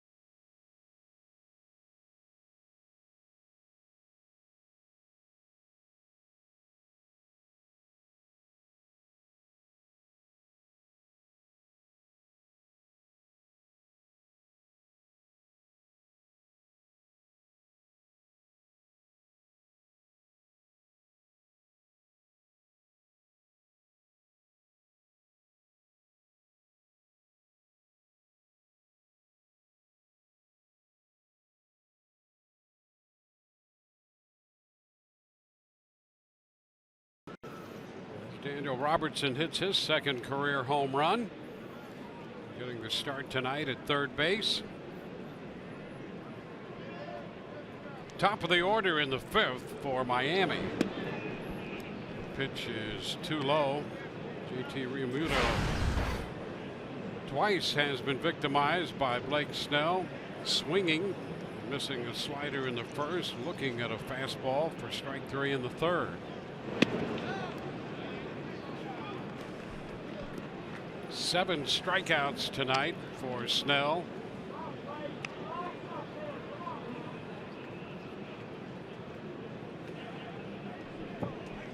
Last year in his starts, he averaged a little over 19 pitches per inning, and he's about on that pace here tonight. Falls behind Realmuto, 3-0. On first and third innings, fourth didn't help.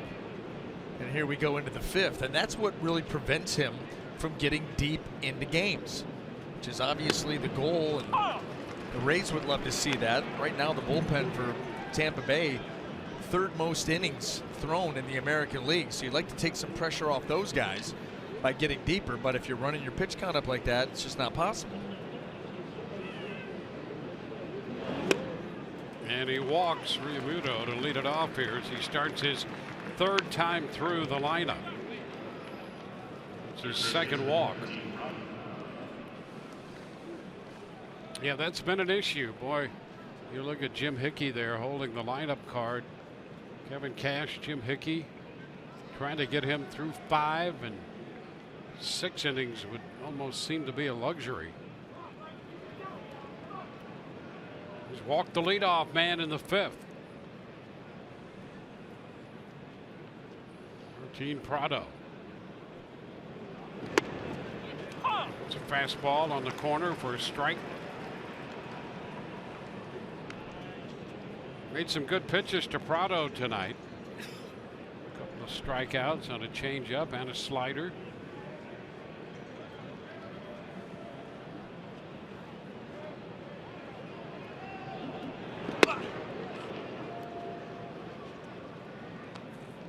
Boy, a little bit of a sell job there by Prado.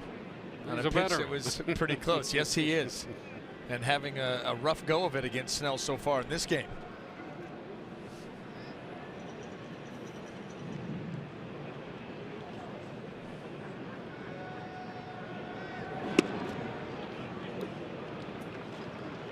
Two balls and a strike.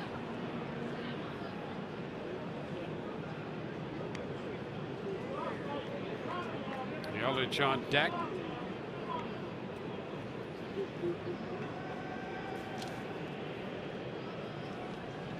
Oh, he'd love a ground ball. There's a strike. It goes to 2-2. Prado's reaction to this pitch. Change up middle of the plate. This is what happens when you're a frustrated hitter. And right now, Blake Snell has him thinking too much. Already with a couple of strikeouts. Ground ball, but through the hole on the left side. Down to second goes Realmuto. How about that? Well, you know, Dwayne, here's the thing. I'd like to circle or check mark something here, but they're all very interesting and very telling. First 24 career starts and not yet averaging 5 innings a start. And you can see the number of pitches per inning, a big reason why. And that's why we harp on fastball command, because of all of that right there. It all stems from those 2 words. In trouble in the fifth, middle of the order, Christian Yelich. And a chopper to second. Miller, they get an out at second base. That's the only one. Prado pulled up. So they get the force play at second, but by that time, no play anywhere else. So it'll be first and third. Now, Prado does not want to run into an out right here and give the Rays a chance to turn it. So he stops, sacrifices himself as the out at second, but he forces the throw, and therefore there is no other play to be made. And now runners on the corners. And the cleanup man, Stanton. Jim Hickey is going to trot to the mound before we proceed any further. Carlos Stanton, who has popped out and flied out. Rays at 7-Eleven bringing a $7.11 ticket to Rays fans. Visit a local participating 7-Eleven store and pick up a Rays discount coupon for the game Friday. It'll be May 5th when the Blue Jays are in here. Keep saving with $5 Budweiser and Bud Light drafts exclusively on the Budweiser porch. Ages 21 and over, please drink responsibly. Rays up. Rays get Austin Pruitt up in the bullpen. He has been valuable down there out of that bullpen in recent times. Now it's Snell against Stanton. Fouls a fastball. Strike one.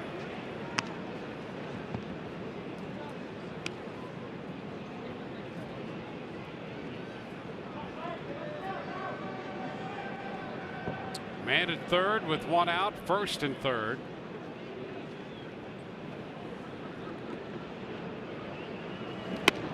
He goes just a little bit more out there and he gets the strike. Yeah, how about that? And now you put in the back of Stanton's mind, well, I got to cover that far. And this pitch off the plate the entire way. Does get the call and the jump in the count 0-2. You could expand from there, see if he's willing to go out that far or farther.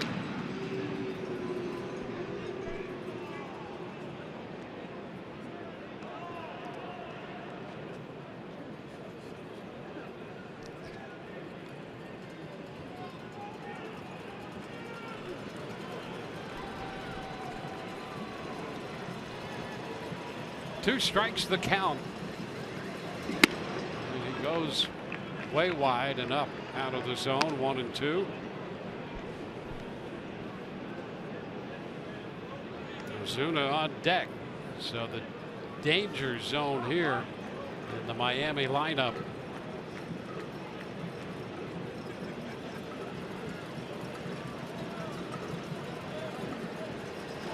Foul back. Took a rip. That pitch at the upper part of the zone. And even down in the count, Stanton does not get cheated. Not much of a two-strike approach. He basically steps in the box with a 3-1 approach. Yep. And dares you to get it by him. Yeah.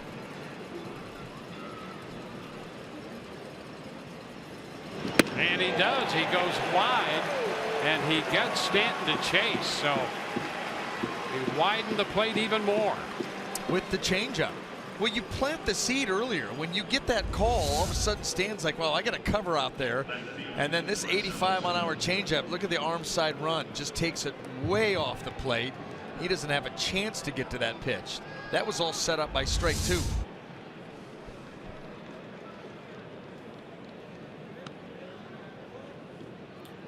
Well, 8 strikeouts for Snell. 9 is his career high. He hit that mark twice last year.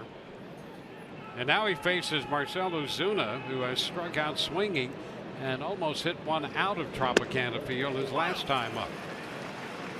Takes a strike. Breaking ball to start him. I'll try that.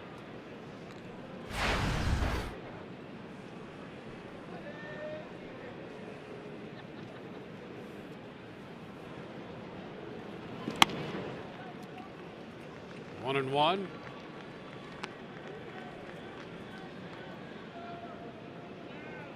Games against the Rays in Ozuna's career, and he's hit in all of them.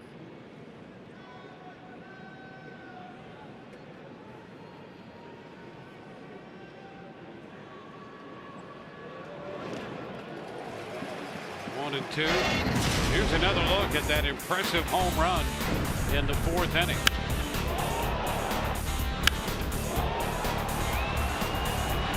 .112 miles per hour in the exit velocity.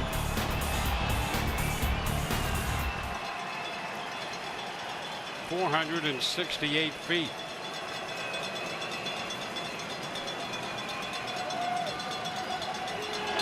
Way up. Fastball there. And it's 2-2. And you get it too much further than that, you start to think about that ball off the catcher's mitt of Sucre with the velocity it's thrown with. Runner down there at third base. You know, you're thinking wild pitch, you think ball's in the dirt. That fastball jumped up there on Sucre.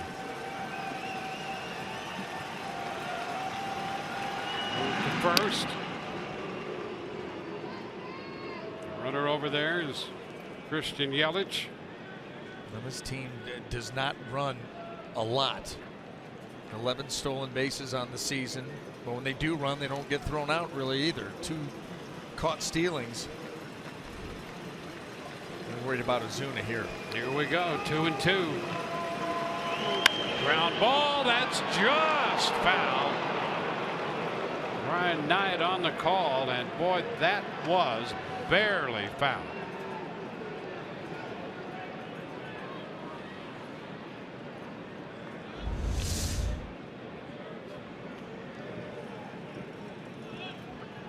Oh, man. Yeah, okay. Take a look. I mean, Knight's right on the line. You talk about a tough call. Make up your mind in a hurry and get it right, by the way. And he did.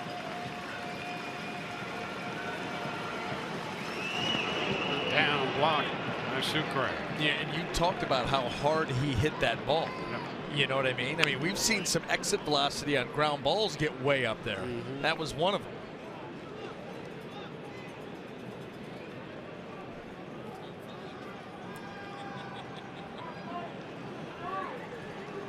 Out 100 pitches.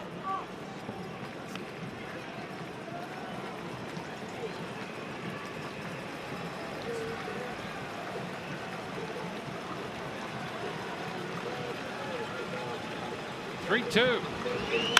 Liner end to left. That ball is going to be just foul again. Hooked it foul on the 3-2 delivery. Rays dodging some bullets here. Look at the hook. Maybe a foot.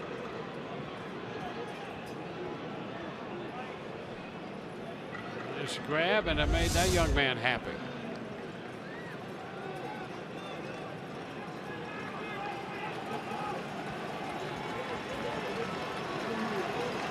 3-2 again.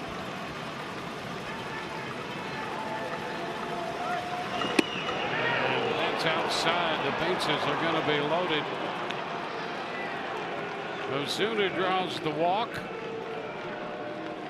Justin Bour will be the hitter. Remuto at third, Yelich at second, Ozuna at first. 2 outs in the 5th.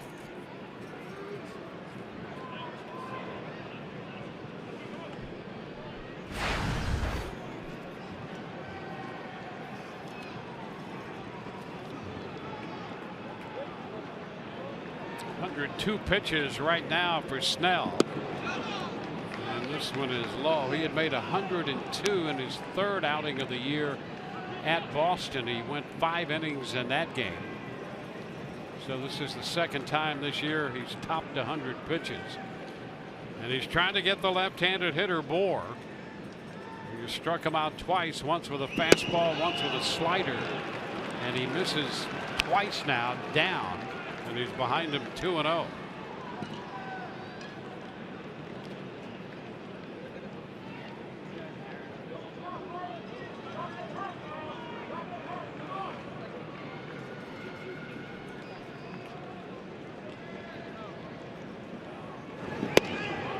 Picks up the strike zone there.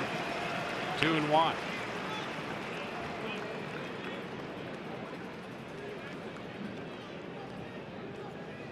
Well, if you're Snell now, you need to be thinking one good pitch at a time. No margin for error. 2-1. By him. That one in the mid-90s. And it's 2-2. And now you go back to having options. This is 95. He gets it above the swing. You can go similar pitch, bring it up an inch or two, or you can go back to that slider. Now you've got more on edge, more defensive.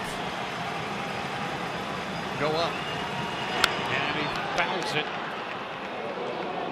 Back with a fastball. And now you come with the slider and you end the inning. That's it. One big deep breath. Bases loaded. 2 outs, 2-2 the count. 107 pitches for Snell tonight so far. 2-2 again. He goes upstairs and we have a full count. Well, we're going to go all the way out, aren't we? I mean, here we go.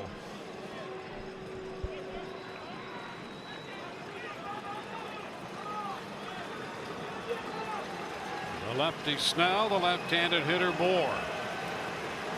3-2. Here it is. Cut the miss. He struck him out. He got him on the fastball up. So the strikeout for Snell to end the inning. The Marlins leave the bases loaded. And the Rays continue to lead 4-2. Got that one up. And the strikeout. 4-2 Rays.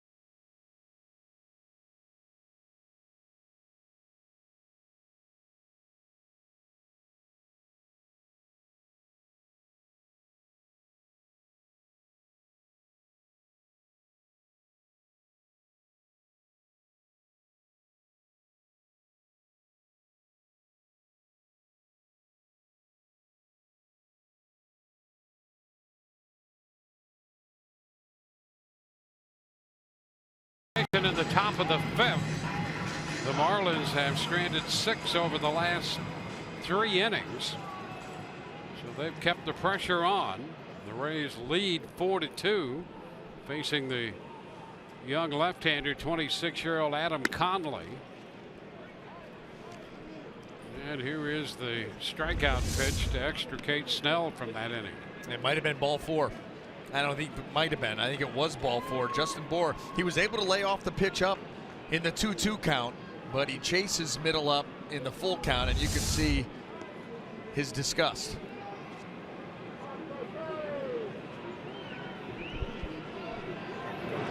So we start the bottom of the inning, and the pitch to Kevin Kiermaier is low. Kiermaier snapped an 0 for 19 with a base hit, driving in 2. In the second inning, lifts a high fly ball shallow left. Ozuna makes the catch. 1 away in the bottom of the 5th, and Evan Longoria will be the hitter. Well, since the second inning, when Conley was touched for 3 unearned runs on 3 hits and an error, He's pitched pretty well with the exception of the changeup he threw to Daniel Robertson, who hit the home run to lead off the 4th. One out here in the 5th, 1-0 to Longoria. He takes a rip at that one and fouls it back. Pretty good location for him there.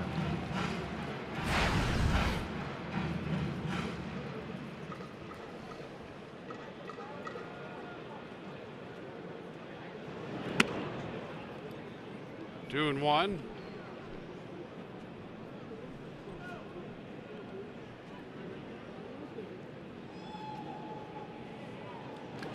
Tapper, a comebacker.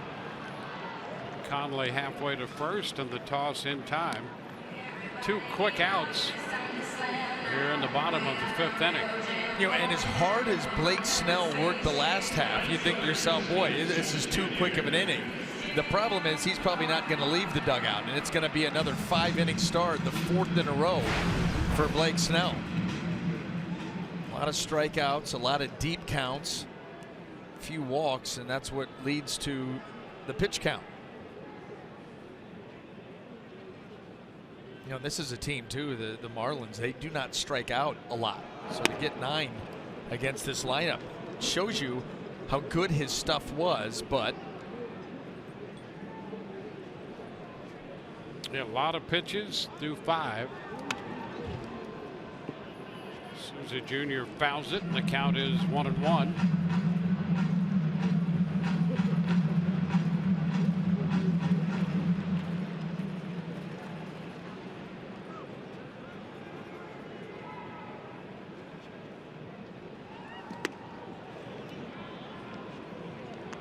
Two and one. Well, it's been a big mountain for Snell to climb.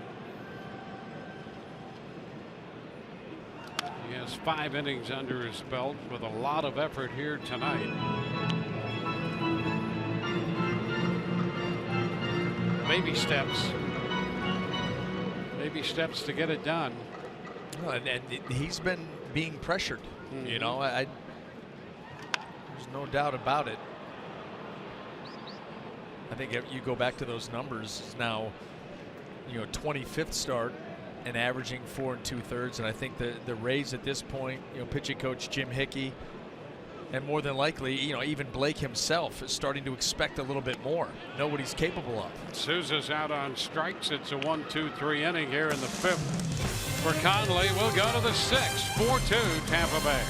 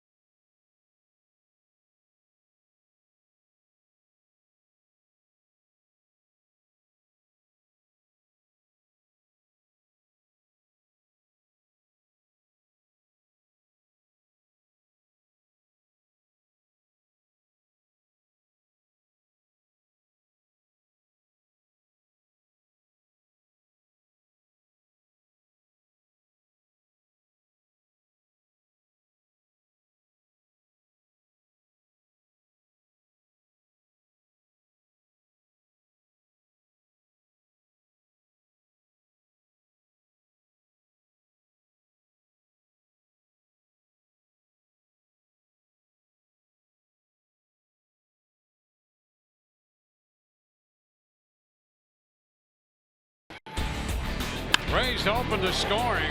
Ricky Weeks Jr. ripping a double down the left field line after Brad Miller had reached on an error. The Rays got 2 more on Kevin Kiermaier's hit to snap an 0 for 19. That gave the Rays a 3-0 lead.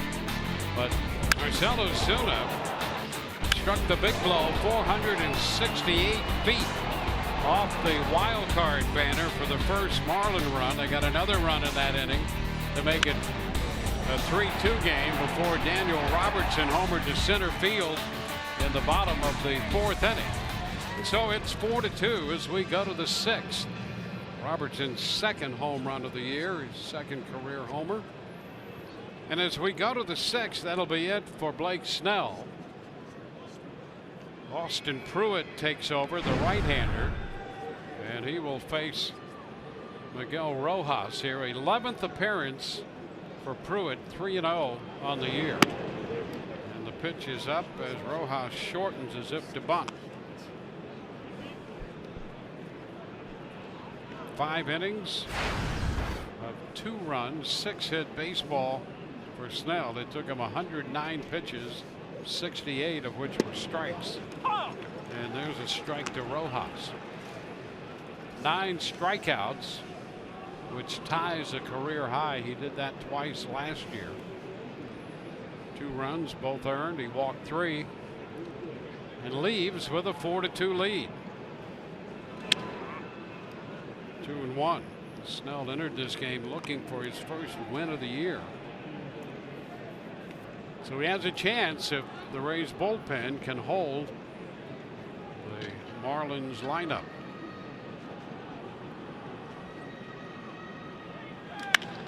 There's a base hit into center field.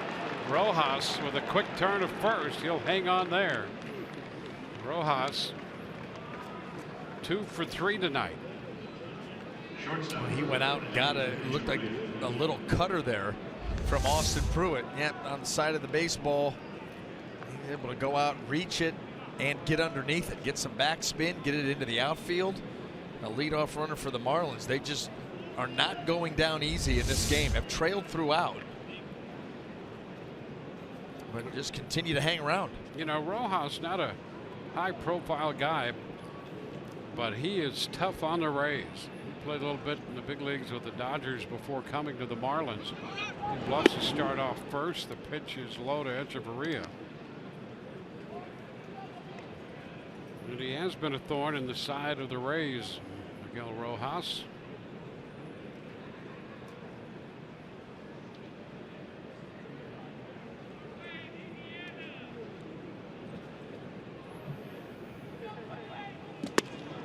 That's a strike.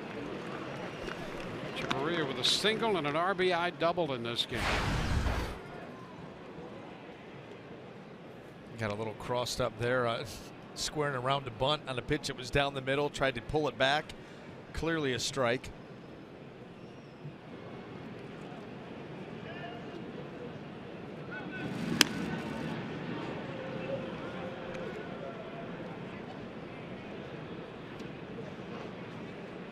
Marlins have out hit the Rays in this game 7-5.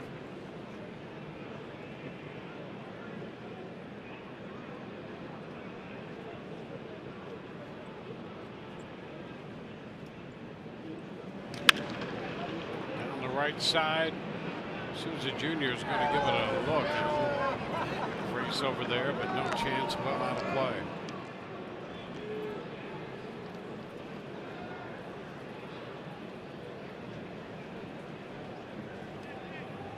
Winners in the last 2 games against the Marlins in Miami, 4-2 and 3-1. So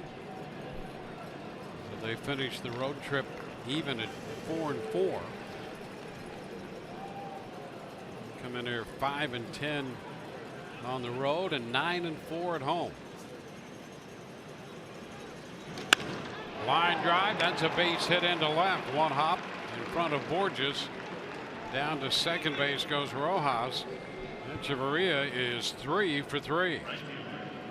He did a nice job there staying back on a breaking ball. Patiently waited for it to come into the zone and then popped it into left field. And the Marlins, once again, they threaten bottom of the order. First 2 aboard. So they have 8 hits, 5 coming from the 7 and 8 spots. And you add Ichiro's walk. So the bottom 3 have been on base 6 times tonight. Yeah, both of the bottom of these orders. You think about the Rays. 3 of the 4 runs have been 6 hole on down. So nobody out with runners at first and second. Ichiro shows the bunt. Well, and he can handle the bat as well as anybody.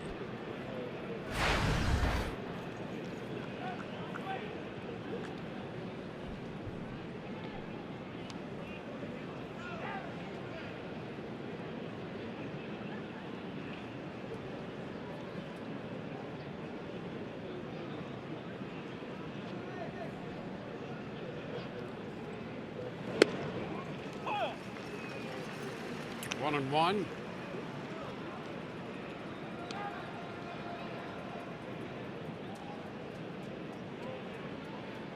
The Marlins have had men on base in every inning except the second.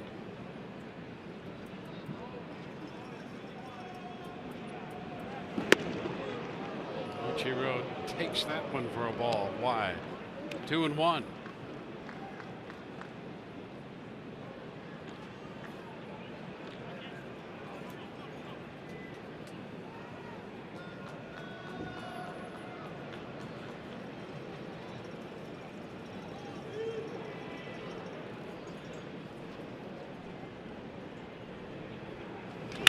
Liner into right, another hit. One hop in front of Souza Jr. That's going to load the bases. Souza came charging that one. And so the 7, 8, and 9 hitters have all reached to open the 6th. Now the Marlins left the bases loaded in the 5th. They've loaded them again in a hurry in the 6th. That ball had just enough height that you see Ichiro able to get out. I was on the outside corner, but he was able to get out and swing that ball into right field. Station to station baseball, and now the top of the order comes up and you're in a world of hurt. MLB.TV Premium back and better than ever. Watch every out-of-market regular season game live on over 400 supported devices. Plus, get a free subscription to At Bat Premium, the #1 app for live baseball. Blackout and other restrictions apply. Visit MLB.TV for details. Well, the Rays find themselves trying to protect the lead again, and the nature of the season has been exactly this. Getting a lead, trying to hold it, then coming back, trying to hold it again. They've had leads in 15 of their last 16 games, and just 8 and 7 over the life of those 15 games. Now it's the top of the order. Realmuto. And that pitch missed. 1-0.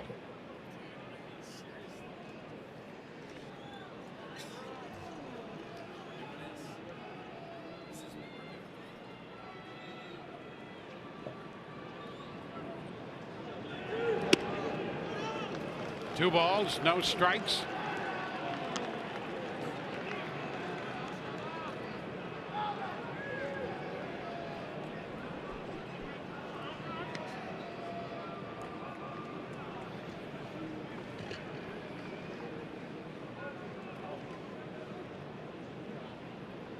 So a tough spot for Pruitt. Loading the bases. There's a strike. It's 2-1.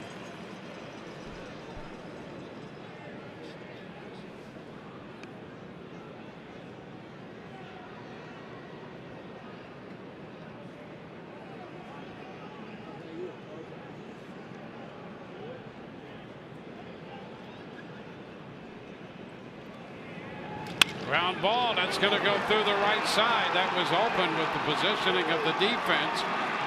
One run is in. Here comes another one. A throw to third out there. Rojas scores. Echeverria across the plate. Suzuki cut down at third. And Realmuto has tied this game at 4 with a base hit through the open right side. You know, nifty bat work too by Realmuto. You see the Rays shift where you got it wide open right side of the infield. Ricky Weeks right here by himself stays inside this pitch, and knowing, you know, he sees that all out in front of him. He sees where the defenders are, and handles that bat well. This is a big out here, I think, for the Rays. You get Suzuki at third base. You know, it could have been, well, should have been first and second, nobody out. But Suzuki trying to make something happen here. Not even close. He's out. Cut him down. Not just a runner at first. Get out of this inning tied up. Easier said than done with this part of the lineup, though. Martin Prado and a pitch out and a reach across by Sucre there. I think he would have had that stolen. You run the pitch out to prevent the stolen base, and that throw was a little bit wide. And Sucre not set up to throw this if they were going.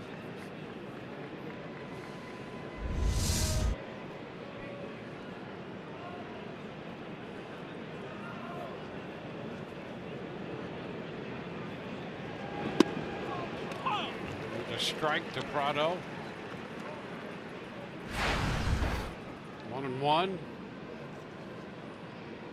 One out in the inning.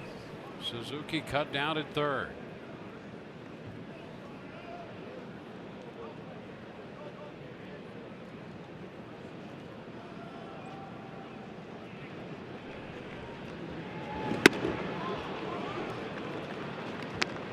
One.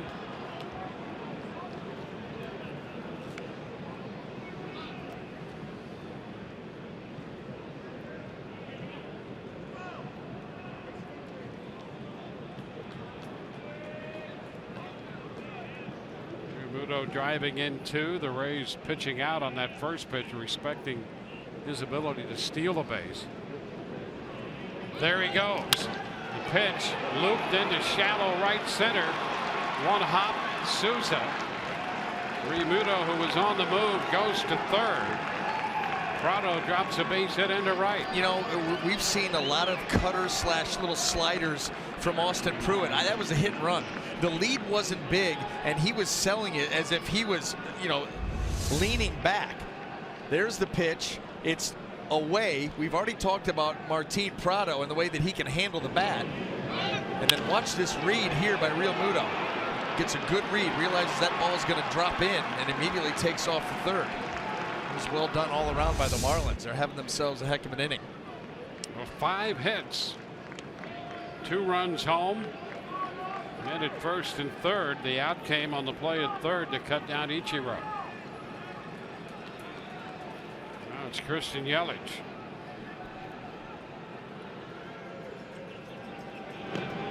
Pitch bounding away, but not far enough for any attempt to advance.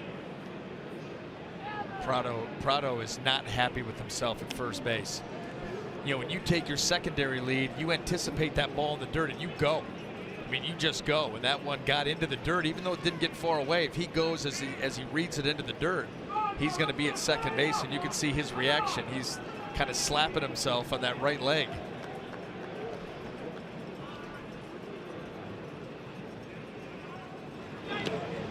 This one down.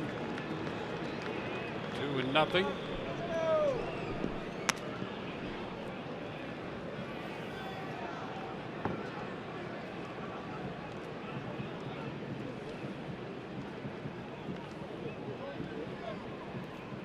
The Marlins, who had threatened to tie or do more in the 5th, have done exactly that in the 6th. They've tied it. Now first and third, and a ground ball over the mound, up the middle, and it gets by Beckham into center field. The go-ahead run scores, and over to third goes Prado. The Marlins take a 5-4 lead. Well, that ball came off the bat. You're thinking 2 up the middle, and it skipped up the middle by Beckham. And the Marlins lead. Well, here it is, off the mound, bounds high. And Tim Beckham just whiffed it. I wonder if he saw Brad Miller in his peripheral right here, because he kind of doesn't really go for that. I don't know what happened there. He just whiffed it. Do you see, though, that Brad Miller was almost even with him? So who's going to get the out at second base? There's no way that the Rays were going to be able to turn that double play just because of the positioning of the middle infielders. Now here's Stanton. Pitch is down. Let's take a look at that. Yeah, watch Brad Miller and Tim Beckham both go for this ball.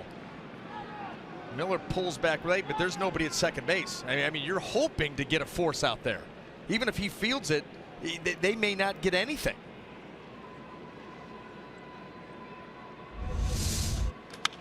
Stanton fouls the fastball back. 1-1.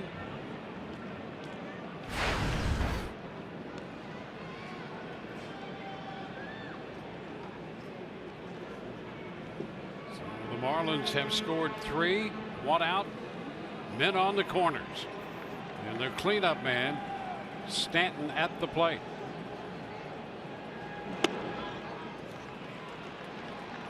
Now 2-1.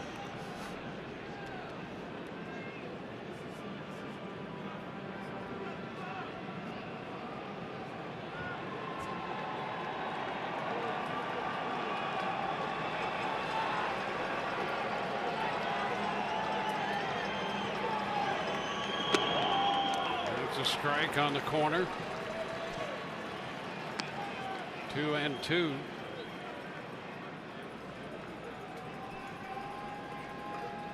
Stanton, a little running conversation going with Lance Barrett. Close. We've seen that strike zone get expanded on him before.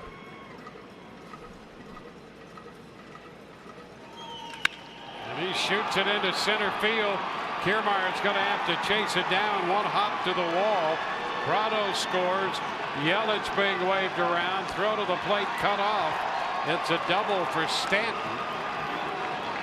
2 more runs in for the Marlins, who now lead. They've scored 5 times in the inning to build a 7-4 lead. And the Rays still don't have an out. That shows you the power of Stanton. That ball down and away, and look at the ball off the bat. I mean, an absolute laser. Kiermaier has no shot how hard that ball was hit. And I mean, out of nowhere, the Marlins are just humming along. So now Stanton at second base, picking up his 4th double. And the Rays forced to get some action up in the bullpen. Marcell Ozuna. Pitch is a strike. So 7 hits in the inning. The only out coming on the play at third on Ichiro Suzuki. Yeah, see, Dwayne, that's what happens when you get sloppy with your scorebook. I just had him for no outs because I had Suzuki. He already scored on my book. Well, no hitter has been retired, but a base runner was. Oh my goodness! And now the Rays, who just called up the big left-hander, get him up, and he starts to loosen. Well, the Rays now find themselves down by 3 runs. That's Jose Alvarado down there. He has quite an arm on him. But boy, a lot of the damage has been done. It's been a 5-run inning, and the Marlins threaten for more.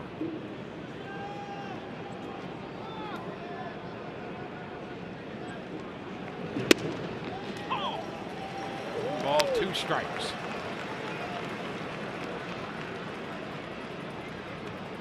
Austin Pruitt has to feel like he's having flashbacks. Oh, it's feast or famine. It really is. You know, his first 5 2/3 innings, he gave up 20 hits. His next 5 2/3, I don't know if he gave up one. I mean, that's how well he was throwing. And then it's been a steady stream of base hits here in this inning. And he gets Ozuna for the 2nd out of the inning. So 2 gone.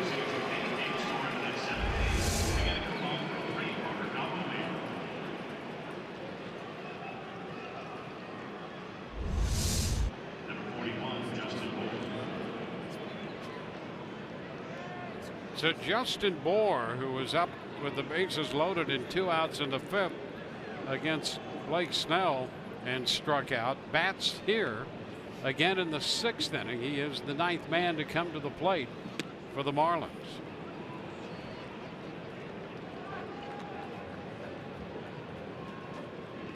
Seven-hit inning for the Marlins. And They suddenly have 13 hits and 7 runs in the game, 5 coming in the 6th.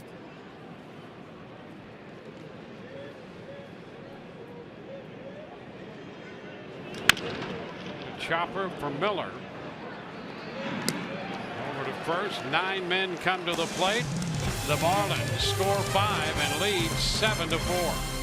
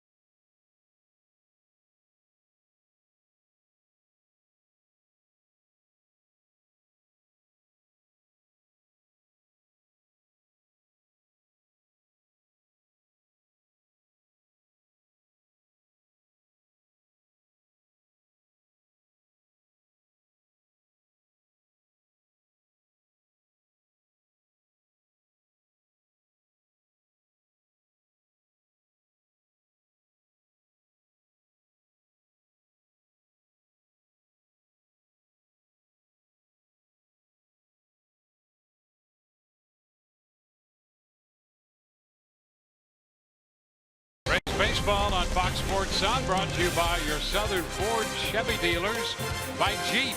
Get great deals at the Jeep Spring Clearance event. And by Geico. 15 minutes could save you 15% or more on car insurance.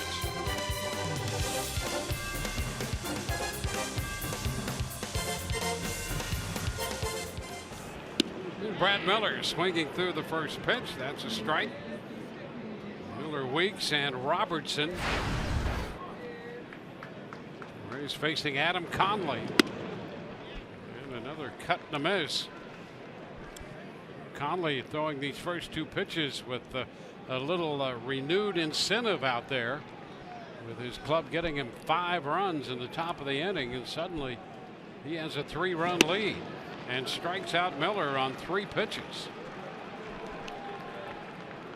Nothing fancy about that sequence there by Conley, coming right after Brad Miller, and he fires that fastball outer third, about belt high. Well, he's got a renewed sense of purpose out there with this lead. Now it's Ricky Weeks Jr. We'll see what the Rays can do. Yeah, they got a lot of baseball to go. And I don't think anybody saw the Marlins coming up with an inning like that out of the blue. You just got to keep playing. Got to be resilient. Founds one out of play.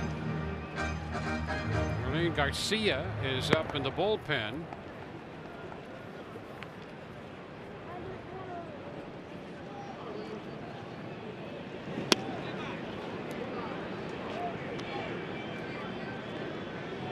The count. Weeks doubled in a run, scored in the second, struck out in the third. Conley setting a little quicker pace as well. It's a strike. He had 90 pitches through the front 5, so he may well figure that he's just emptying the chamber right here.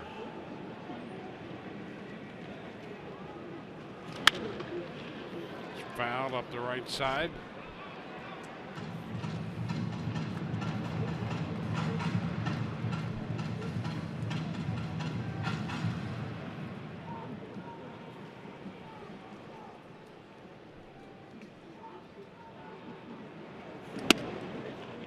And that'll take the count full.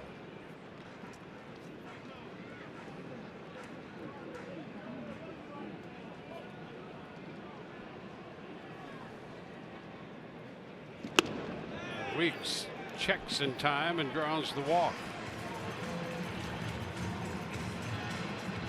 Well, that big story centers at Fenway Park. The Red Sox and the Orioles, and Adam Jones has been ejected. Right there, Jones not happy, so Buck Showalter out. So the Orioles are down the starting pitcher and their center fielder right now. I want to know the count to Daniel Robertson here. And we get there's more baseball here tonight to be played, and then we get tomorrow night too, Dwayne. Here we go. Yep. Wow. Yes, we do. We're, as far as the Rays and the Marlins concerned, the only telecast going. I'd like to thank Rich Waltz and Todd Hollinsworth for doing such a great job on the first 2 games, and they were so good that they get the next couple nights off, and and we get to do some work. So fellas, enjoy your time off. We certainly enjoyed your work in the first 2 games of the Citrus Series. They set the bar high. Yes, they did. Yeah, a high standard. I felt pressure today. You know, usually it's opening day, you get a little bit of jitters. Not today. Yep. You come in and you know that you better bring your A game because they set the bar up there. Yep. Visit to the mound, and now we resume with Daniel Robertson up here. And after I get a feel of how we're doing tonight, Dwayne, there's always tomorrow. We got 1 game left. Just never break your rhythm. It'll be good. That is one of the best lessons I've ever learned from you. When I just completely zoo something, but you sell it. Yeah. You just sell it. Sell it. Maybe you circle back and clean it up a little later. Who knows? Yeah. Or you just power through.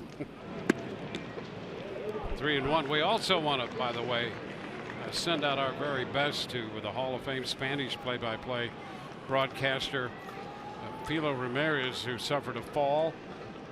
He is, without saying, an institution, and one of the great baseball voices and baseball people still going, and we wish him all the best in a speedy recovery. Daniel Robertson has just drawn a walk, so the Rays here all of a sudden with a couple men on, and that's going to take Don Mattingly to the mound, and he's going to make a pitching change here. So the Rays put up a little threat. We'll be back in a moment.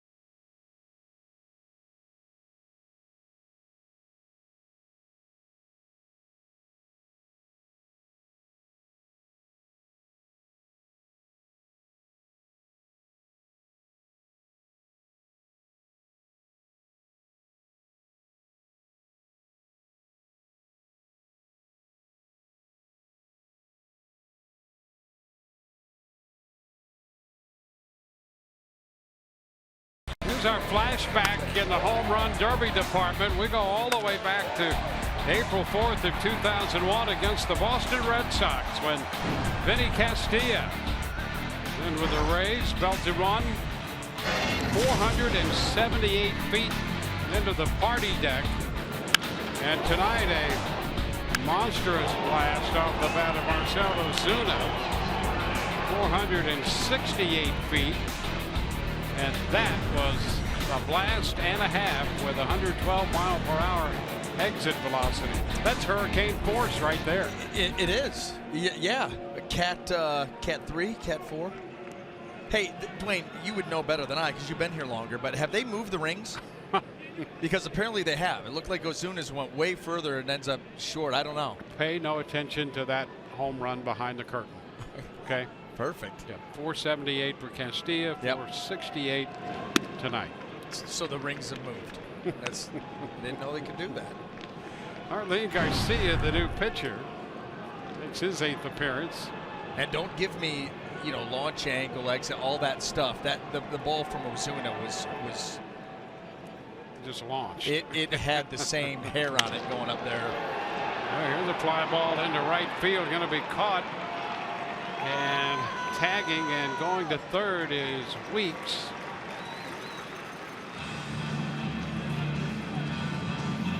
Two gone in the inning. Left fielder, Peter Borges.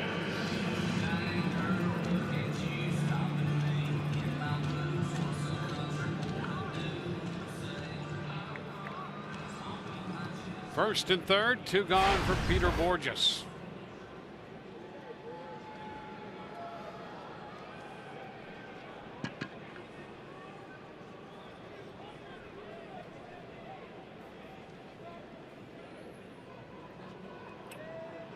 Connolly got the first out of the inning, gave up the 2 walks. This pitch in the dirt, and it's blocked by Realmuto. And Garcia's in here now. He blocked it with the backhand too. That's risky. You like to see your catcher kind of square up and over the top of that baseball, smothered in front. You go with that backhand sometimes. It hits the wrist, off it goes. That's a run for the Rays, but.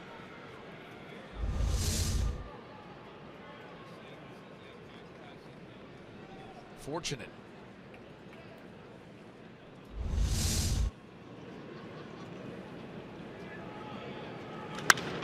A high shot deep down the left field side.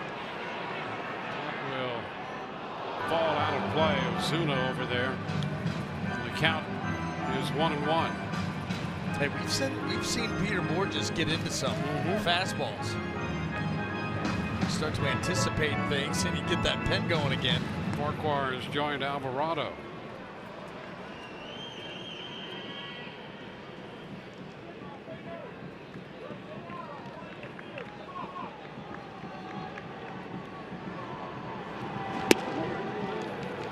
Ball, 2 strikes.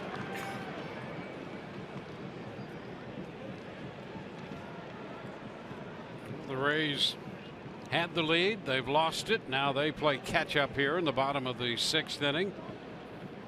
Trying to cash in on something here on the back-to-back walks. Borges down to his final strike, and he fouls this one straight back out of play.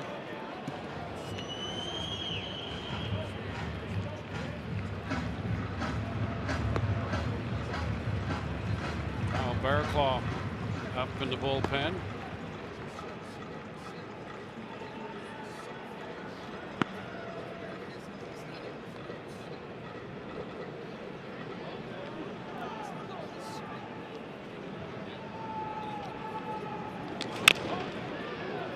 Foul right at the feet of Realmuto, the catcher. The count is still a ball and 2 strikes. Top of the order would be next. It's Tim Beckham if Borges could keep the inning going.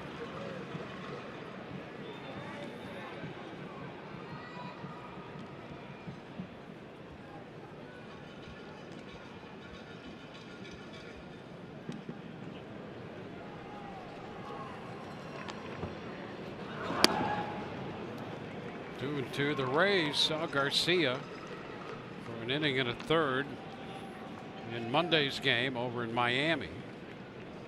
Picked up a couple strikeouts in that one.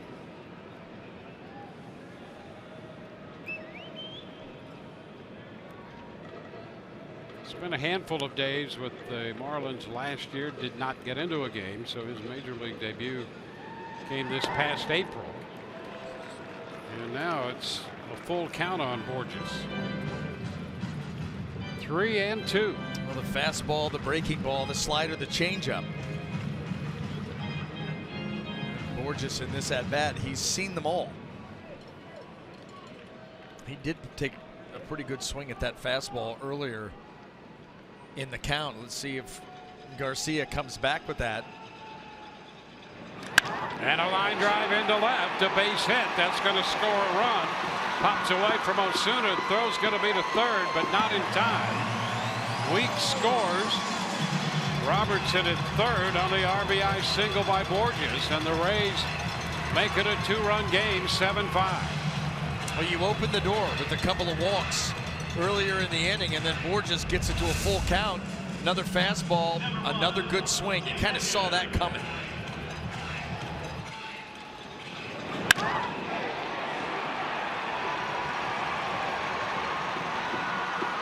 Well, handcuffed. Ozuna got out there so quickly. Chip away.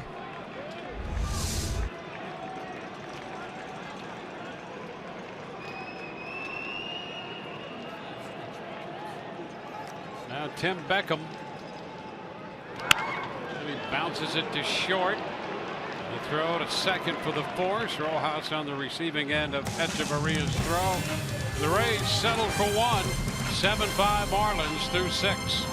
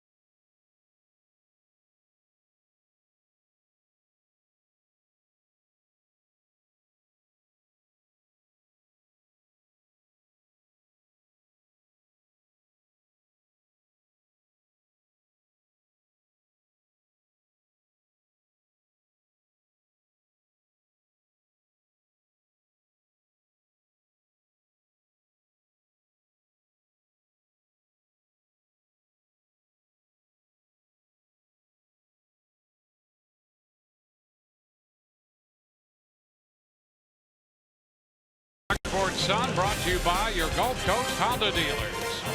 By Jeep, get great deals at the Jeep Spring Clearance event. And by GMC, we are professional grade. From Tropicana Field tonight, the Rays and the Marlins in the first game of this 2-game set at Tropicana Field. Third game of their 4-game Citrus Series in interleague play.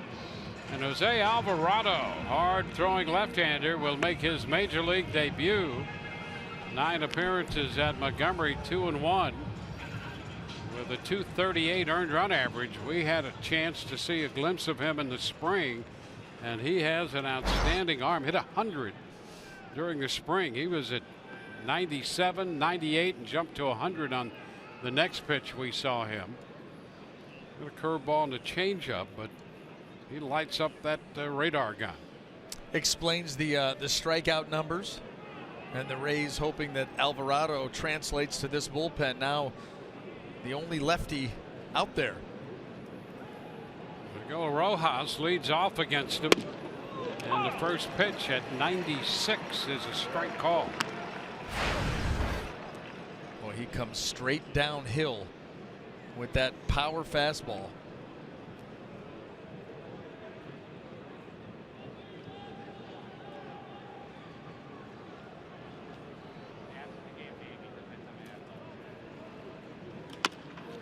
It's a little chopper. He's off the mound to grab it and fires to first. That ball popping away from Weeks, rolling up that right field line, and Rojas is aboard. I didn't think when he went over to get this he was going to be able to get him with that long windup. But boy, that ball gets there in a hurry, and they certainly did have a chance to pick up that out. But that ball in the dirt, too hot to handle. Boy, tough chance for Ricky Weeks Jr. And an infield hit for Rojas, his 3rd hit tonight. The Marlins have 14 hits now in this game. And the bottom of the order continues to get on base. Here's Echeverria. And he bunts. Sucre's going to go to second. Safe the call there. Sucre decided to go to second. And Beckham with a little stretch, trying to keep his foot on the bag and come up with that throw cleanly. Jim Reynolds made the safe call. Well, you can't blame him, Dwayne. Look how quickly he got to the ball. You pick up Rojas and you realize how close he is. That ball just out in front of the batter's box, but Rojas read it well. Good secondary lead, read the bunt, and get down there as quick as possible, and he does beat the throw. So the Marlins put 2 men on base. Ichiro, and he bunts foul, strike 1. Rojas, who reached on the infield hit, now at second. Echeverria credited with a bunt single.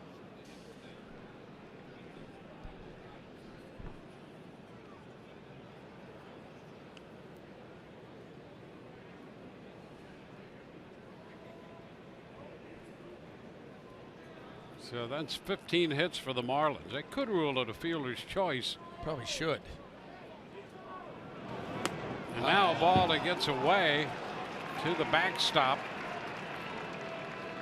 And the Marlins put 2 more men in scoring position. So the Marlins picking up here in the 7th where they left off in the 6th.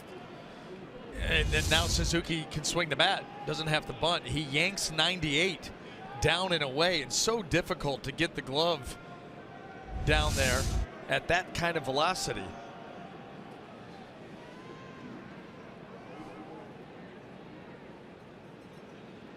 Infield for the Rays has come up all of a sudden. Strike 2.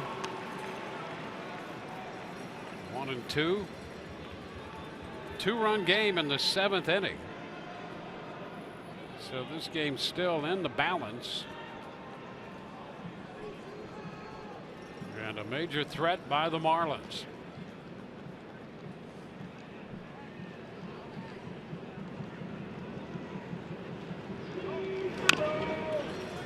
Just a little bit of that one.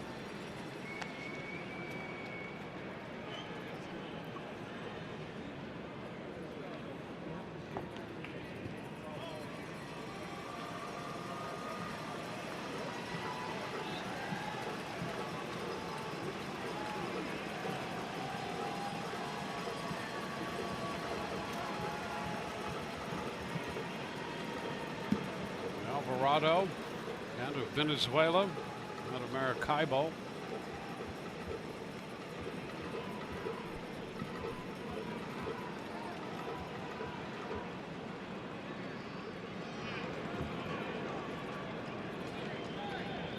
Years old, will be 22 later this month.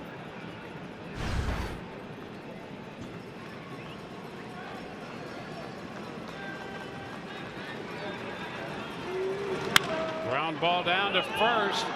Weeks picks it up. Now he's going to try to tag Ichiro and misses him. And things continue to come apart here for the Rays. Bases loaded now, with Ichiro aboard. And I'm sure the Rays are going to take a look at this. Gets a breaking ball, rolls it over. Ricky Weeks. Boy, I'll tell you, it did not, I mean, let's take a look.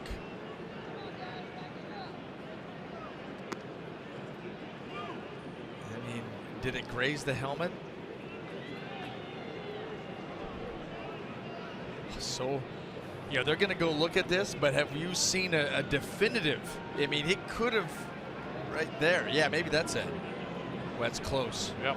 So close. And the burden is difficult when you're challenging a call that's been made against you. So we'll see. Right now it stands as an error on Weeks, and that would load the bases. That'd be the second inning in a row if this stands that the bottom three in the lineup would load the bases to lead off the inning. Did the same thing in the sixth where they had their big 5-run inning. Well, the bottom three have had 12 plate appearances, and they've been on 10 of those 12 plate appearances. Remarkable. How about that? Yeah. You know, you're thinking, okay, Yelich and Stanton and Real Muto and Martin Prado, you know, professional hitters. You fall asleep at the bottom of the lineup and they've owned the night. I mean, that's difficult to do. 12 plate appearances spread among 3 hitters, particularly 7, 8, and 9, and 10 of them reach base. As of right now, that's where we are. And the Rays hoping that they can get that call overturned. I don't know if that's going to be enough or not.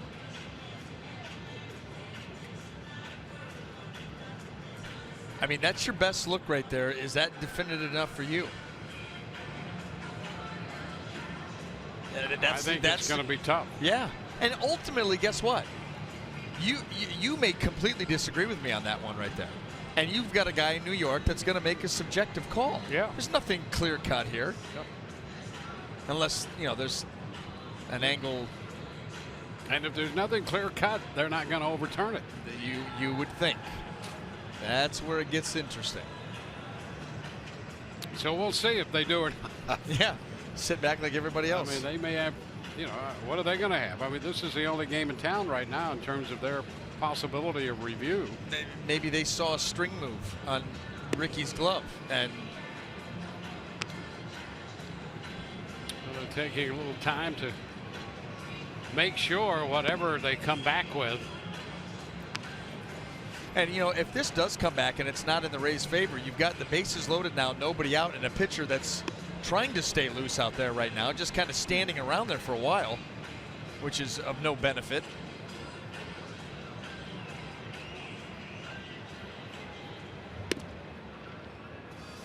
Well, they're going to overturn it. How about that? How about it? So they saw something that was definitive enough to get it done. And that's going to erase one of those on-base appearances by the bottom 3 in the order. And Ichiro will be out, 3 unassisted, and we're assuming that would do it there.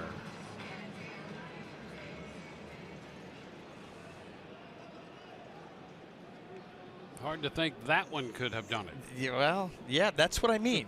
At the end of the day, it's still a I don't want to say a guess call, but it's a subjective call. Yep. I mean, you could have. I didn't think that there was going to be enough to overturn. They obviously did. Yep. So.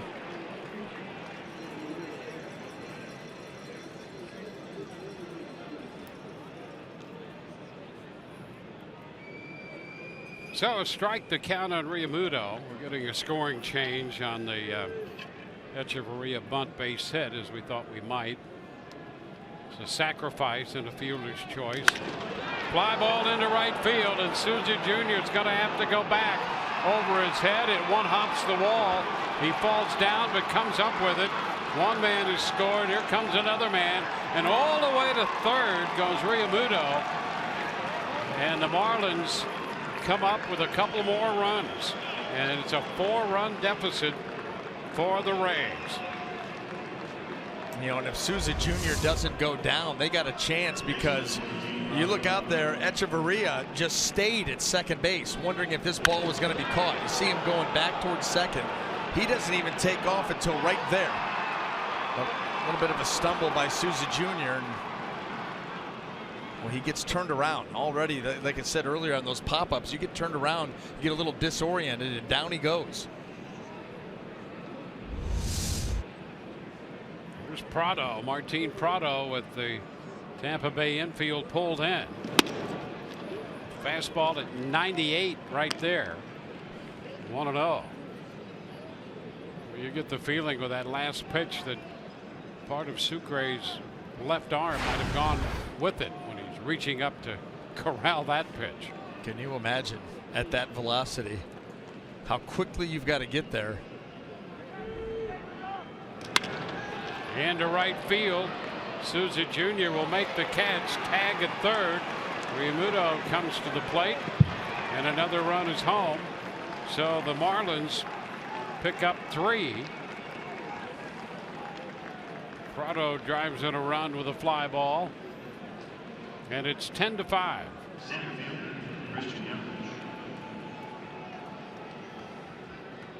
The Marlins had threatened early in the game. Blake Snell worked 5 innings, gave up 2 runs, and now the bullpen on the hook for 8 runs. Here's Christian Yelich. 2 outs with the bases now empty in this 3-run 7th. Yelich singled and scored. Drove in a run in the 6th.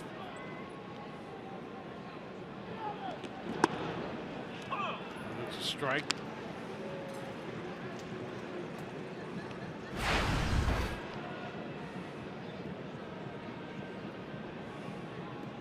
Every spot has reached base in this Marlins lineup, with the exception of the number 6 position, occupied by the first baseman Justin Bour.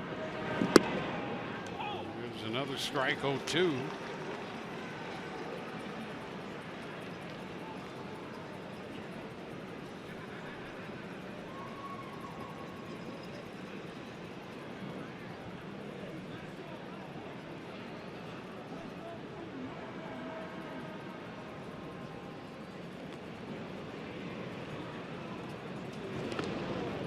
It's a ball and 2 strikes. 4 runs batted in tonight for JT Realmuto. We're going to look at Stanton on deck. His career high in a single game is 6.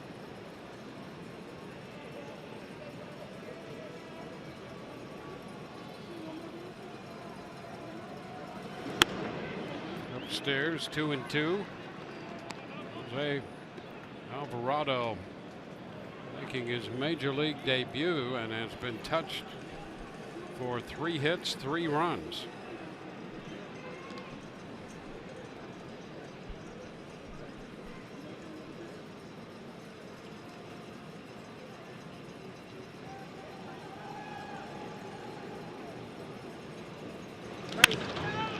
Roller to second, picked up by Miller. That will take care of the Marlins in the 7th, but they add to their lead, 10-5.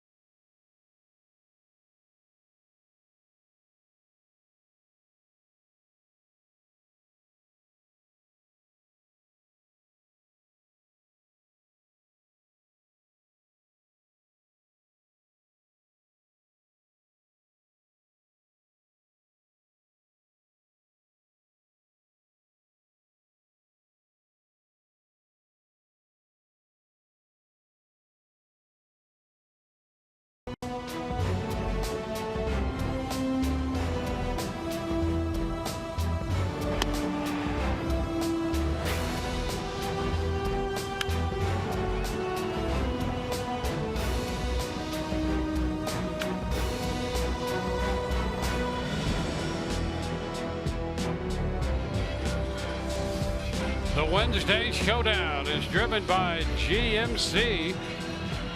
Marlins exploding for 5 in the 6th, 3 in the 7th inning. The irony in that, the true explosion came in the 4th on the long home run hit by Marcell Ozuna.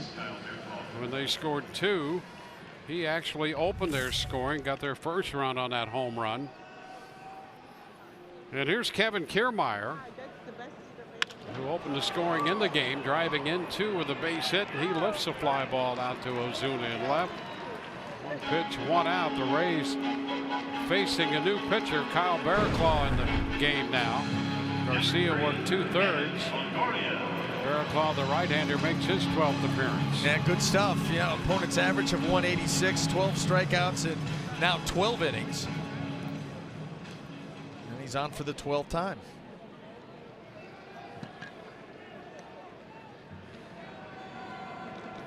Here's Evan Longoria.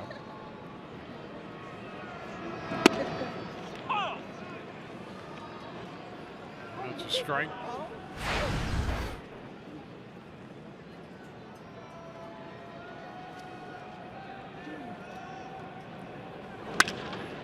Into right field, Ichiro going back. He's there and makes the catch. Ichiro moving very well out there. 43 years old and still has a great spirit of this game about him. Yep. Takes a nice route, and being right-handed helps there a little bit. That plays out in front of you. Don't have to try to backhand. Makes a nice running catch.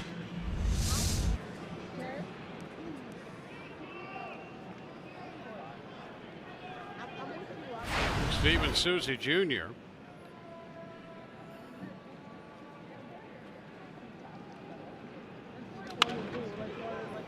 Fouls it back for a strike.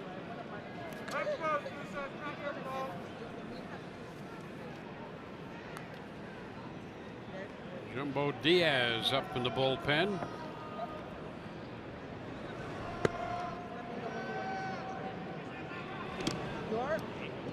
Barraclough, 26 years old. Not unusual to see that fastball from him in the mid-90s. He likes the slider as well.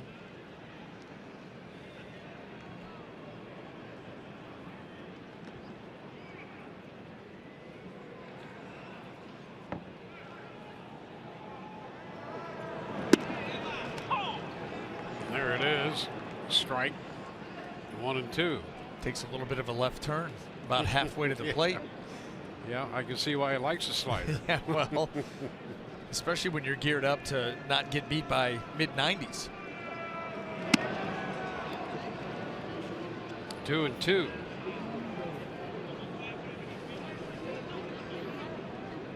Brett Miller on deck.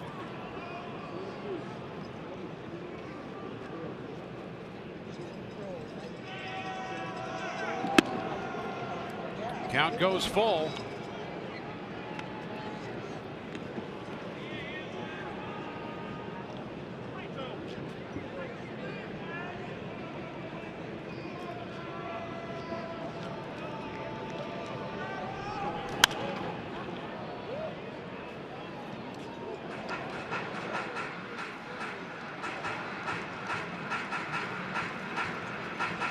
Souza in the 3-1 win last night in Miami, had a base hit and a walk.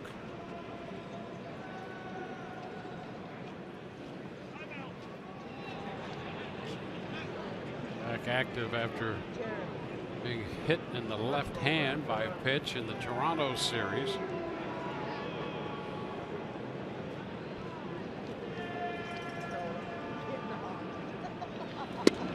And he takes strike 3.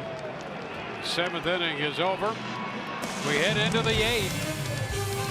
10-5 Marlins.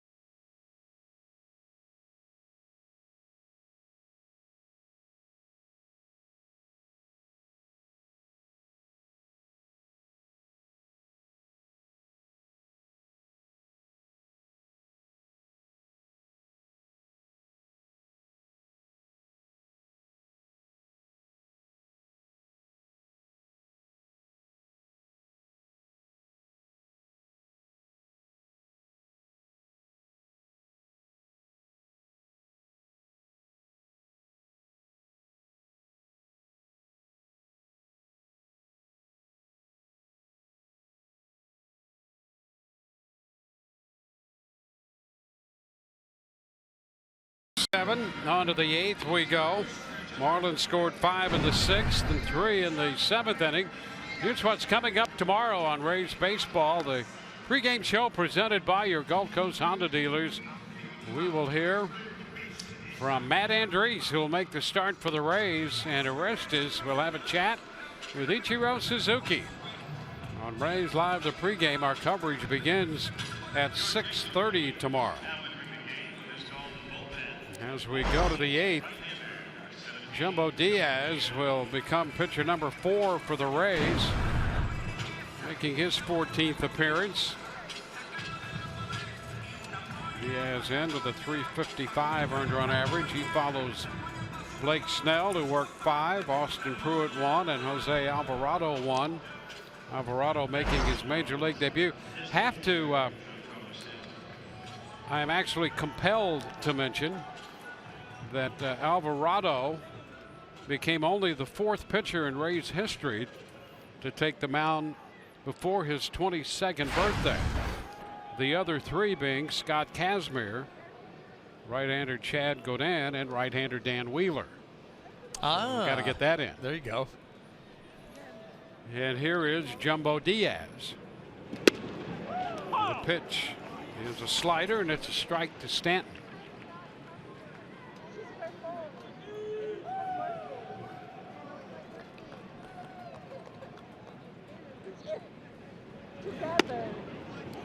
It's down 1-1. Rays scored 3 unearned runs in the 2nd inning tonight. Marlins got 2 in the 4th. The Rays 1 in the 4th on the Daniel Robertson home run. And things started to get a little wobbly after 5. A 5-run 6th for Miami and 3 runs in the 7th. And that takes the count to 1-2 on Stanton. Well, you know, Dwayne, we were talking earlier in the game that this team, you know, falling down early and having a bad run here the last week, losing 6 out of 7, and they just would not go away. Had some opportunities they were not able to take advantage of, but they kept pressing, and then finally, you know, had that huge breakout in the 6th. Well, Blake Snell came out and threw the ball well early, and then did run into some issues of command and high pitch counts. Gave up the long home run to Marcell Ozuna, but left with a chance to pick up his first win. Gave up 2 runs in 5 innings. This one is popped up center field, not too deep. Kiermaier's there to make the catch, and the bullpen touched up for 8 runs tonight. Our Yellowwood bringing the lumber. Something that is absolutely in line with Marcell Ozuna walking to the plate now. And there is some lumber being applied to the old horsehide. I mean, the force at which it hit that pennant up there after going over the C and the D ring. Just one of the more impressive shots I've ever seen. And feel really good that it made the top 10 here at Tropicana Field.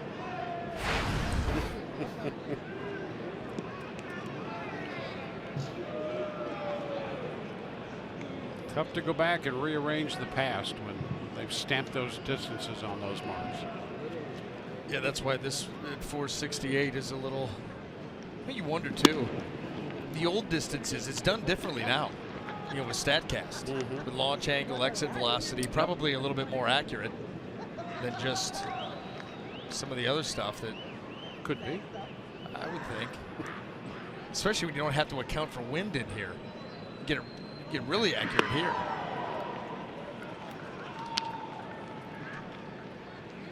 Two and one. It's a whole topic of, you know, by laser accumulating distances in every ballpark. You can lay out the whole ballpark. Yeah, and do that. I've seen that. Yep. I've actually seen that done and seen the numbers that they've assigned. Oh, okay, here's my favorite. The ballpark in Arlington. When they had that, you hit it here for a free suit, and they had it like 530 feet. You hit that thing, that ball's landing 700 feet from home plate. But it was 500 and some because that would. Anybody ever get a suit? No. Well, there you are. No one came close. But that was one of those where you're looking at that going, okay, if I hit a ball from home plate, it hits that sign, even if it's on the way down. By the time that gets to planet Earth, it's well beyond 5 whatever it was. And by the way, no one came anywhere near it. Yeah, Ozuna on that 3-1 pitch was trying to win a suit. Yes. He hit one 700 feet. He just hit a ground ball right back through the middle. And has a base hit. He's on for the 3rd time. A 1-out single now in the 8th inning. Single off Jumbo Diaz.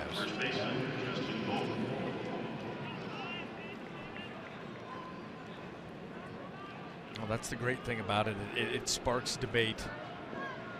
Always coming out with new stuff and trying to update it, improve it. Yep. Now, how about now you can follow an outfielder and his route to the ball. I mean, it's all telling. It's a strike to Bohr. Justin Bohr. He feels a little lonely tonight.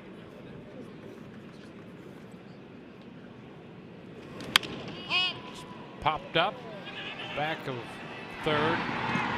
It's Beckham over to make the catch. So 2 gone.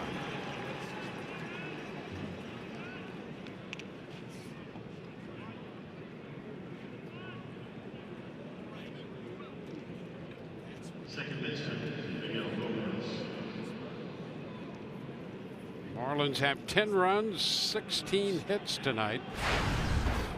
They got 6 off Snell, 7 hits off Pruitt, 2 off Alvarado, and then this one here in the 8th off Diaz.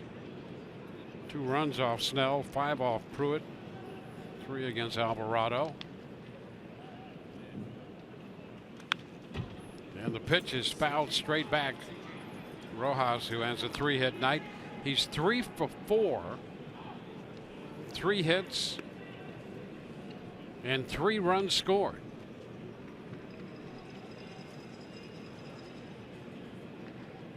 And he has set the tone for the 7, 8, and 9 hitters in Don Mattingly's lineup tonight.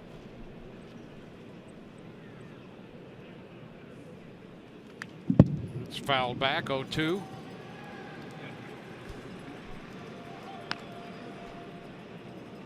Muto has 4 runs batted in. Prado has a run batted in.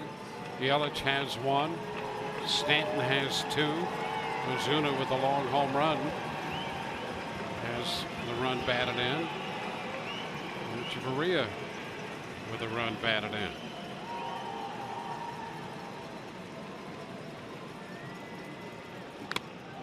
It's fouled off the Rays catcher. Sucre, putting that mask back together. Let's take a look at that.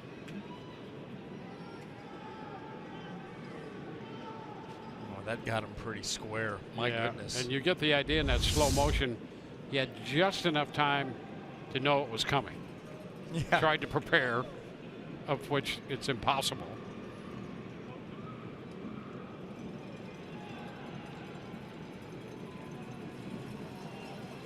Diaz, pitcher number 4 for the Rays.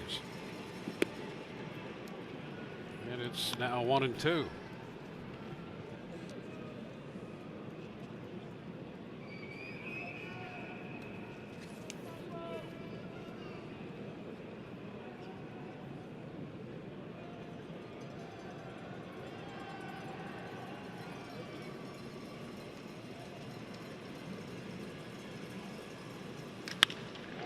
A base hit into right, picked up by Souza. So with 2 outs, the Marlins are going to have men at 1st and 3rd. The throw to 3rd arrives a little late.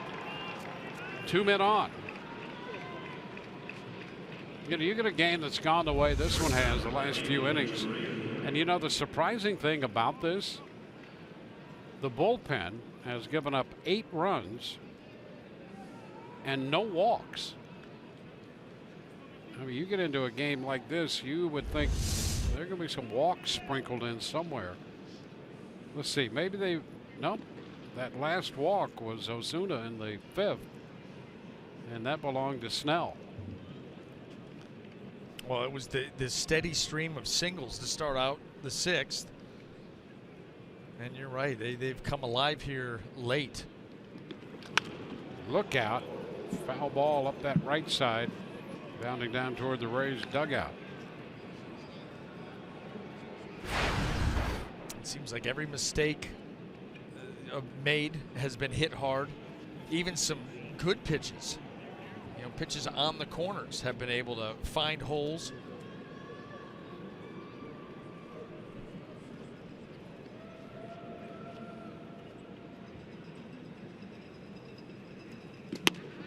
Upstairs, 1-1.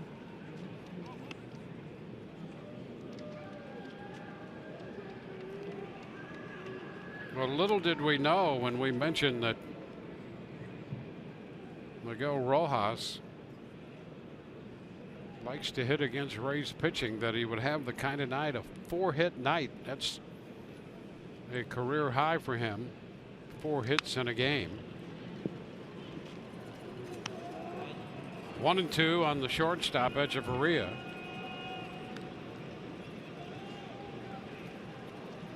And the Marlins have a season's high, 17 hits. 10 runs equals their season's high. All of that against the Pirates.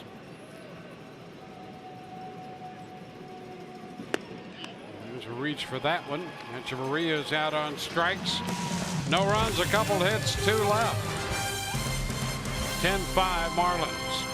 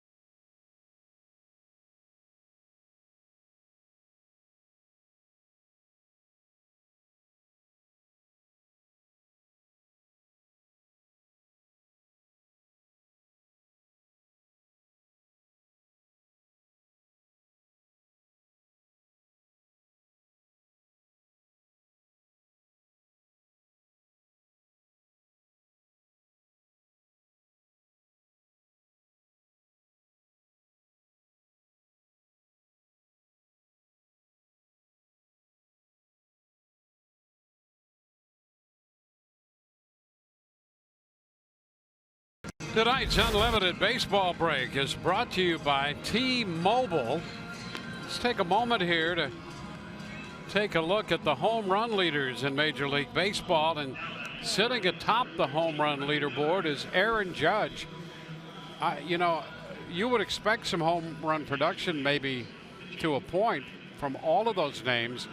But would you have picked a month ago, a month into the season, they would be your top 5 home run hitters? You probably wouldn't have gotten one of them. Probably not. You wouldn't have guessed one of them. Nope. David Phelps, the new pitcher for the Marlins. Brad Miller misses his first pitch. Miller officially 0 for 3. Phelps making his 13th appearance.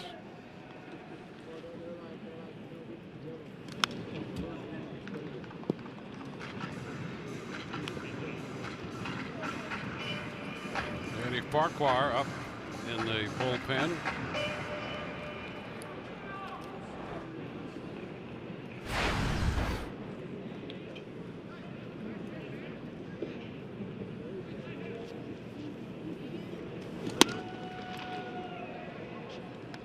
Ball, 2 strikes.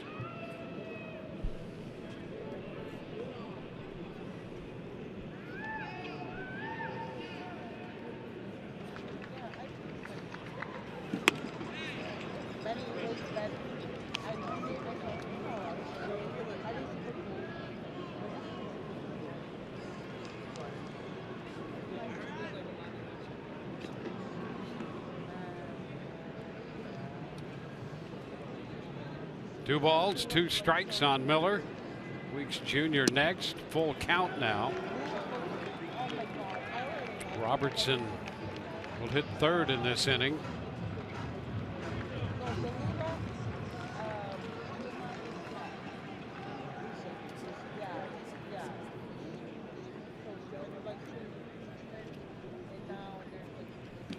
And ball 4. Well, all we had to do is mention that neither bullpen had given up a walk, and there it is.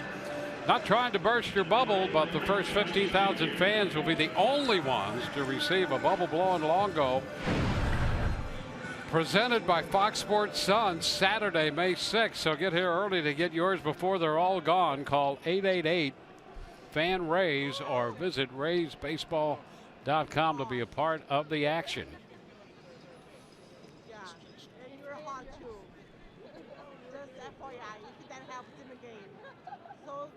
You know. I hope Want to know the count to Ricky Weeks Jr.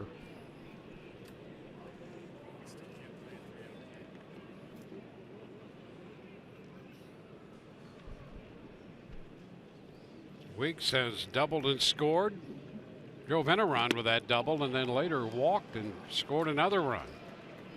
David Phelps right now just having a hard time finding the strike zone. Last thing you want to do right now is free base runners. Yeah, you walk a couple guys, somebody hits one out. Now all you need is another runner and another long one. That's it. I mean, and by the way, we've seen here tonight it can happen in a hurry. And your math was spot on. If you don't get it much greater than 5, I'm good. There's a high shot back into center. Yelich will be there to make the catch. Miller went back to tag, but he'll stay put right there at first.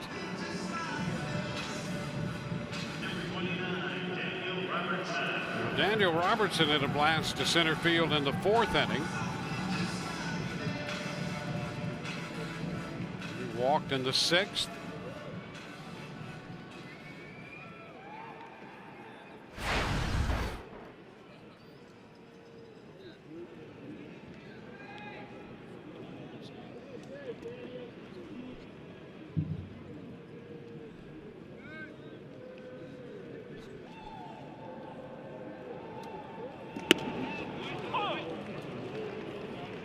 Strike to Robertson.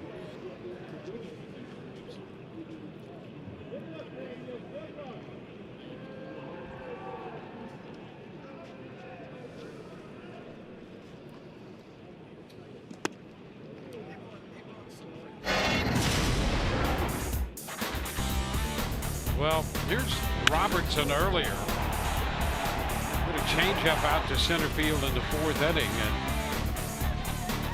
he has been one of the positives tonight, as he has been almost every time he's been in a game. Yeah, he prepares himself well. Obviously works hard, and you brought up the mental aspect of it, and that's going to be the most important part for a young player, because he's used to playing every day, getting some opportunities for increased playing time now, but you know, he just stays prepared and he's ready to go when his number's called.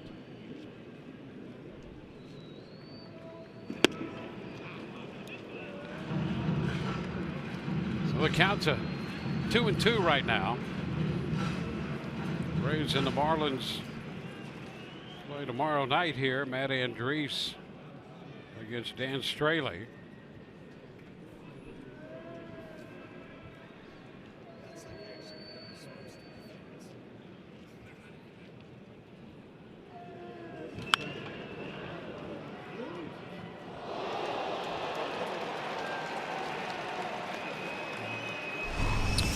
Matt, he'll be on the hill tomorrow. looking for his second win. Our coverage begins at 6:30. He's in with a record of 1-1. The Toronto Blue Jays will follow the Marlins in. The Kansas City Royals will be in before the homestand is complete.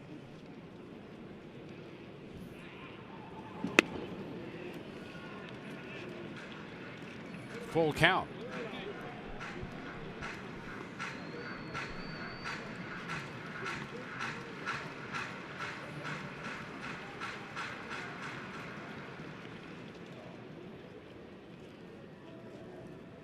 Adam Connolly worked 5 1/3.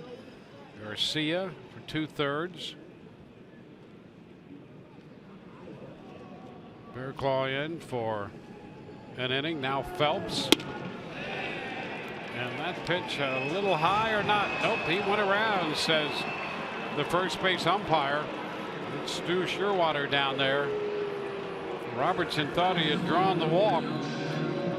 It always puts that runner at first base in an interesting position down there. Boy, doesn't it? Let's take a look. Oh, yeah, a little too far there, and that was the right call, but the sell job by Daniel Robertson heading down that way wasn't enough.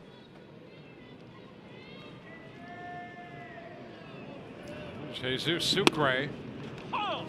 Pitch is a strike. Yeah, kind of interesting, you know, for that runner. You just cannot assume that it's ball 4. I mean, you wander off the bag, and then they, in this case, a little late on the appeal. And if that first base umpire gives you, that's a strikeout, that runner doesn't want to be too far off first base. That's about the only thing left that this series needs. 3 games in. Now, how about the fact that the Miami Marlins came into this ball game leading Major League Baseball in walks, and 17% of them have come in the last 2 games. I mean, 8 walks in game 1, 11 walks in the game last night. Yep. Just some odd things in this series. And there is strike 3 call. Sucre caught looking. A couple strikeouts in the inning. We go to the 9th, 10-5.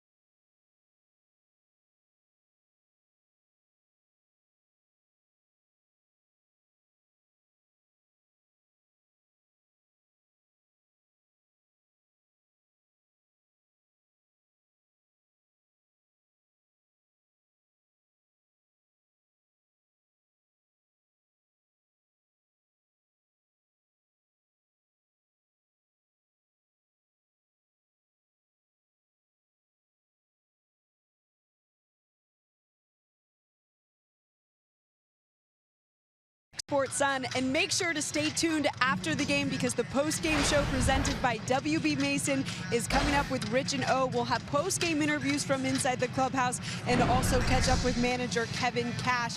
Also updates from around the AL East, including the latest news over in Boston. Dwayne, take it away, my friend. All right, thank you, and stay tuned. We might need you before this game is over, so don't, go collect those interviews from the clubhouse just yet. Who knows what we have left in the last inning of this game, the way the first 8 innings have gone. Well, we got Danny Farquhar on for the 15th time. We can guarantee that. ERA 4.63 and 11 2/3 innings of work. And he will face Ichiro Suzuki here to open the 9th inning. It's down and in, so Blake Snell for 5. Then Austin Pruitt, Jose Alvarado, the young left-hander, making his major league debut tonight. Jumbo Diaz, and now Danny Farquhar. 1-1 the count.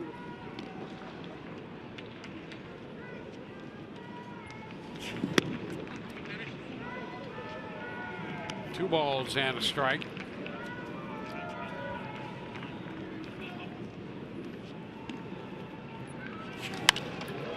Ichiro lifts a fly ball toward the left. It's Peter Borges right back there to make the catch. And 1 away.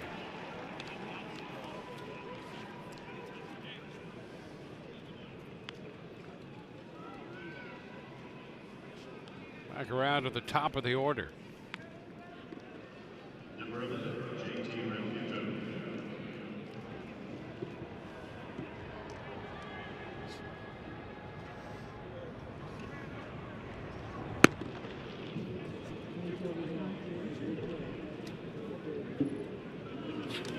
Muto goes after the first pitch and skies it to center field. Kiermaier is there for that one. And a busy night for the catcher Realmuto.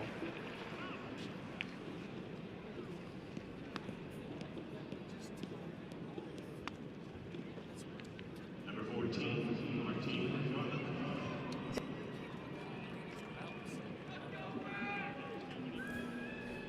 Martin Prado now with the run batted in. 6 different Marlins have driven home runs tonight. Prado takes the pitch down.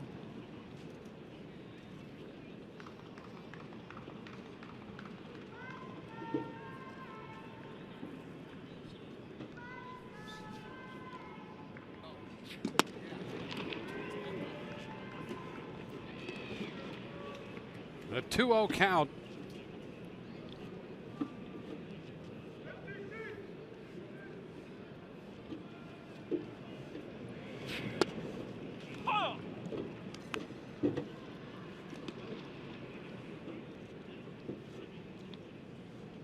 And a 17th hit attack by the Marlins. And through the first 5 innings, they had 6 hits. Back into left. Borges will go all the way to the wall, and he has room making the catch. So a 1-2-3 inning. First one of those we've had since the second. Peter Borges, who caught it, is going to lead it off.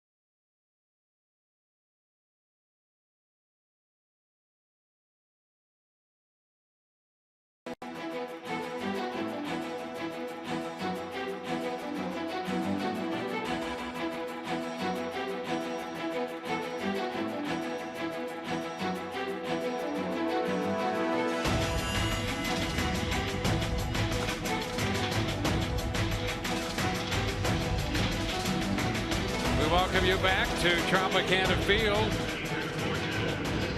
Whitgren's going to be the new pitcher for the Marlins. Their fifth of the night. David Phelps got an inning of work, a couple strikeouts and a walk, no runs. All the Rays' runs came off the starter Conley. Whitgren on for the fourth time. And here's Peter Borges. And he misses the bunt attempt for a strike.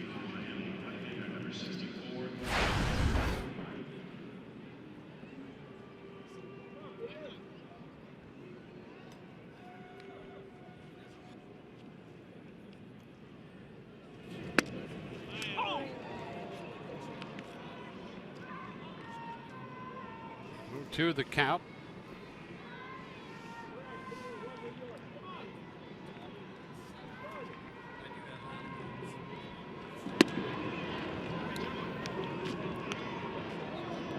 It's a ball and 2 strikes.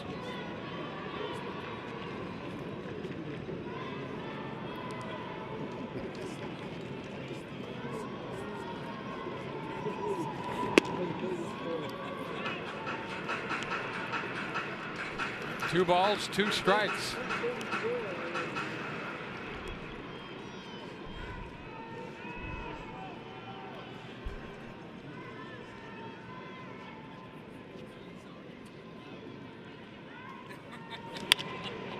The popper back at first. That ball will fall fair off the mid of Bohr. On his way to second, Borges with a leadoff double here in the bottom of the 9th inning. Well, an interesting start for sure. Boy, a tough pop-up to handle right there. You see Justin Bohr down at first base. His ball's lofted over his head. Boy, a tough angle, and off the glove it goes.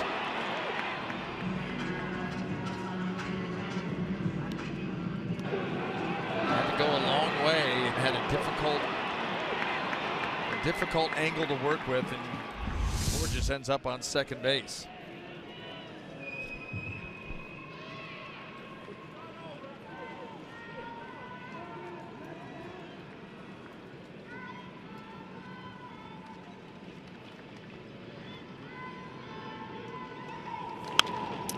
Foul back by Tim Beckham. Strike one, so the Rays get a base runner out there.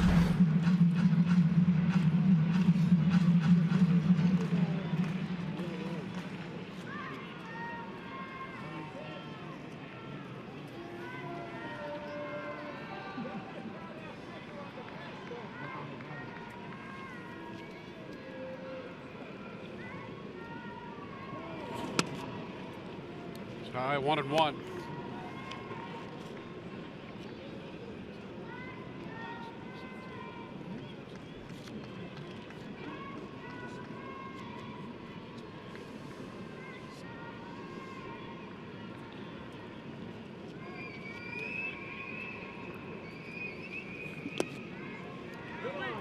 Two and one.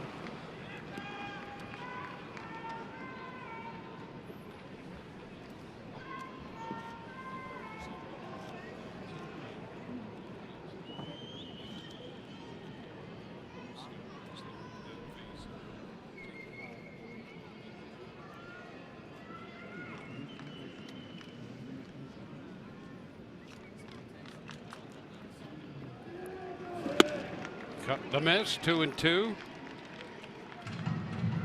Whitgren was recalled when Edinson Volquez had to go on the disabled list. That's what led to a lot of those control problems. Had the blister on the thumb, had trouble commanding the fastball,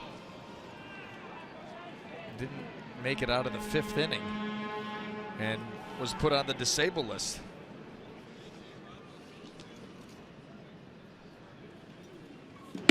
And now the count is full. Well, a leadoff double and a full count. And here we are in a 10-5 game, and AJ Ramos starts to loosen in the bullpen. So the Marlins aren't going to waste any time here. No, when you've got a team that's lost 6 out of 7 and is slipping in the standings in their division, you win at all costs. You treat it almost like a playoff game. Ball's headed for the stands. And like you said, Dwayne, we were talking about it an inning ago. You get another guy on, hit a blast, now all of a sudden you're marching for airheads. That's right. That's right. And that's why Ramos is getting ready. Obviously would take a huge Rays uprising here, but we've seen this game has not gone according to script.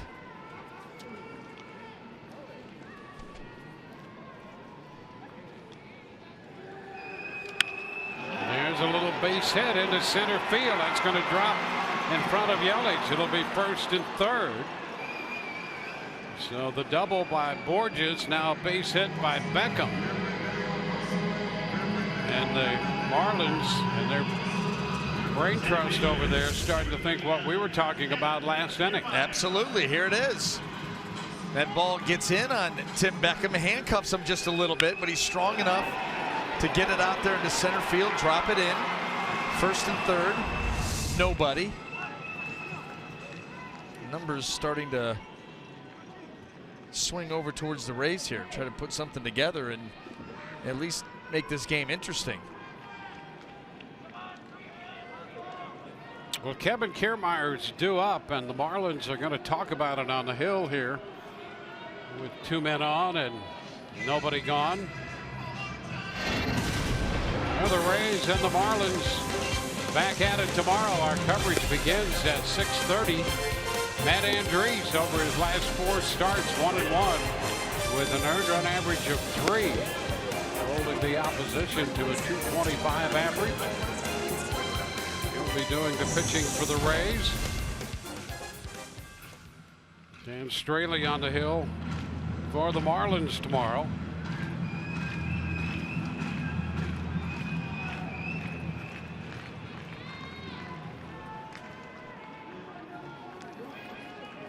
And here is Kevin Kiermaier.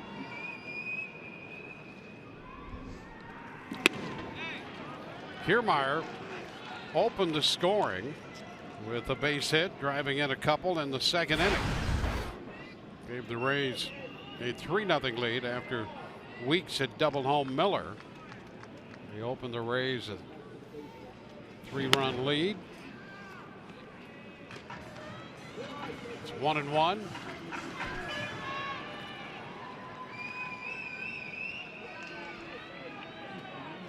Kevin 1 for 4 tonight.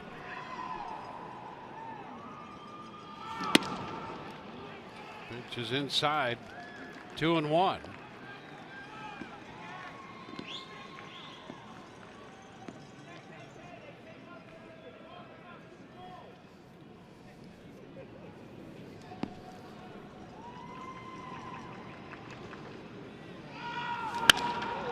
Lifted into left. Ozuna sets up to make the catch.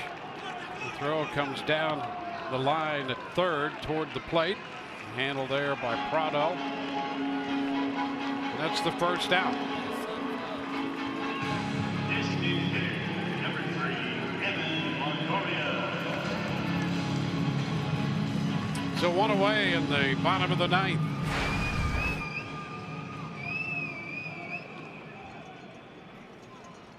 Here's Evan Longoria.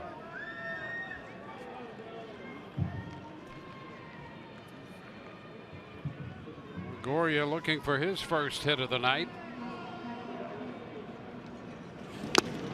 Takes a big cut. Strike 1. Going for it there. Trying to launch that fastball. Yeah, ferocious cut. You see that uppercut finish. Trying to get that ball airborne.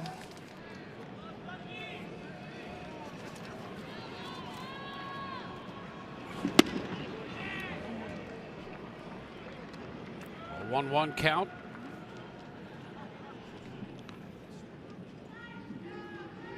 Connolly is still the pitcher of record for the Marlins. Pruitt the pitcher of record for the Rays right now. High fly ball back into right field.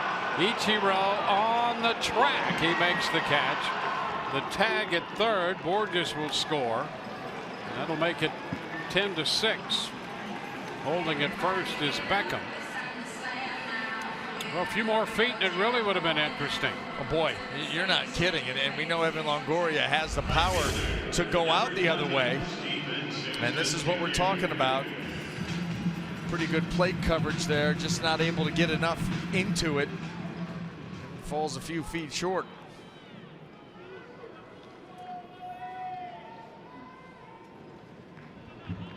Well, a couple of near misses for Longoria in this game tonight. A couple of pitches earlier that he didn't hit the way he would like. There's a strike to Souza Jr. Steven Souza 0 for 4 tonight. A couple strikeouts the last 2 trips up there.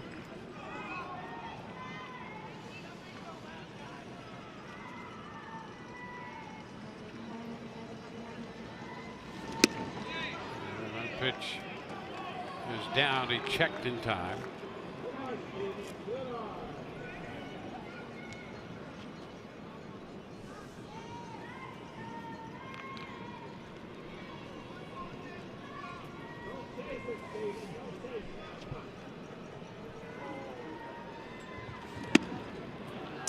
Outside, 2-1.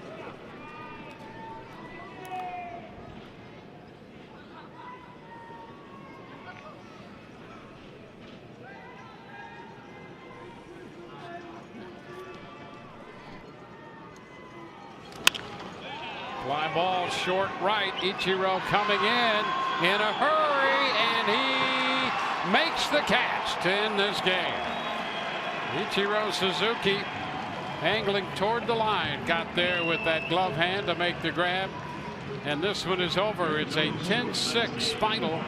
The Marlins have taken this one from the Rays, 10-17-1 with 10 left for Miami. For the Rays, 6-8-0 with 7 men left. Conley the winner. His record now 2-2. Pruitt the loser. His record 3-1, and there's the last play of this game. Well, Ichiro Suzuki hustling all the way in from right field and timing that perfectly. He got underneath that baseball, much to the chagrin of Steven Souza Jr., but a fitting end to a weird game. So the Rays dropped to 14-15. Miami now at 12-14. 10-6 the Marlin over the Rays. For Brian Anderson and Alex Cordray, Dwayne Stats. Hope you've enjoyed the telecast and not the outcome. Rays Live, the postgame presented by W.B. Mason. Next.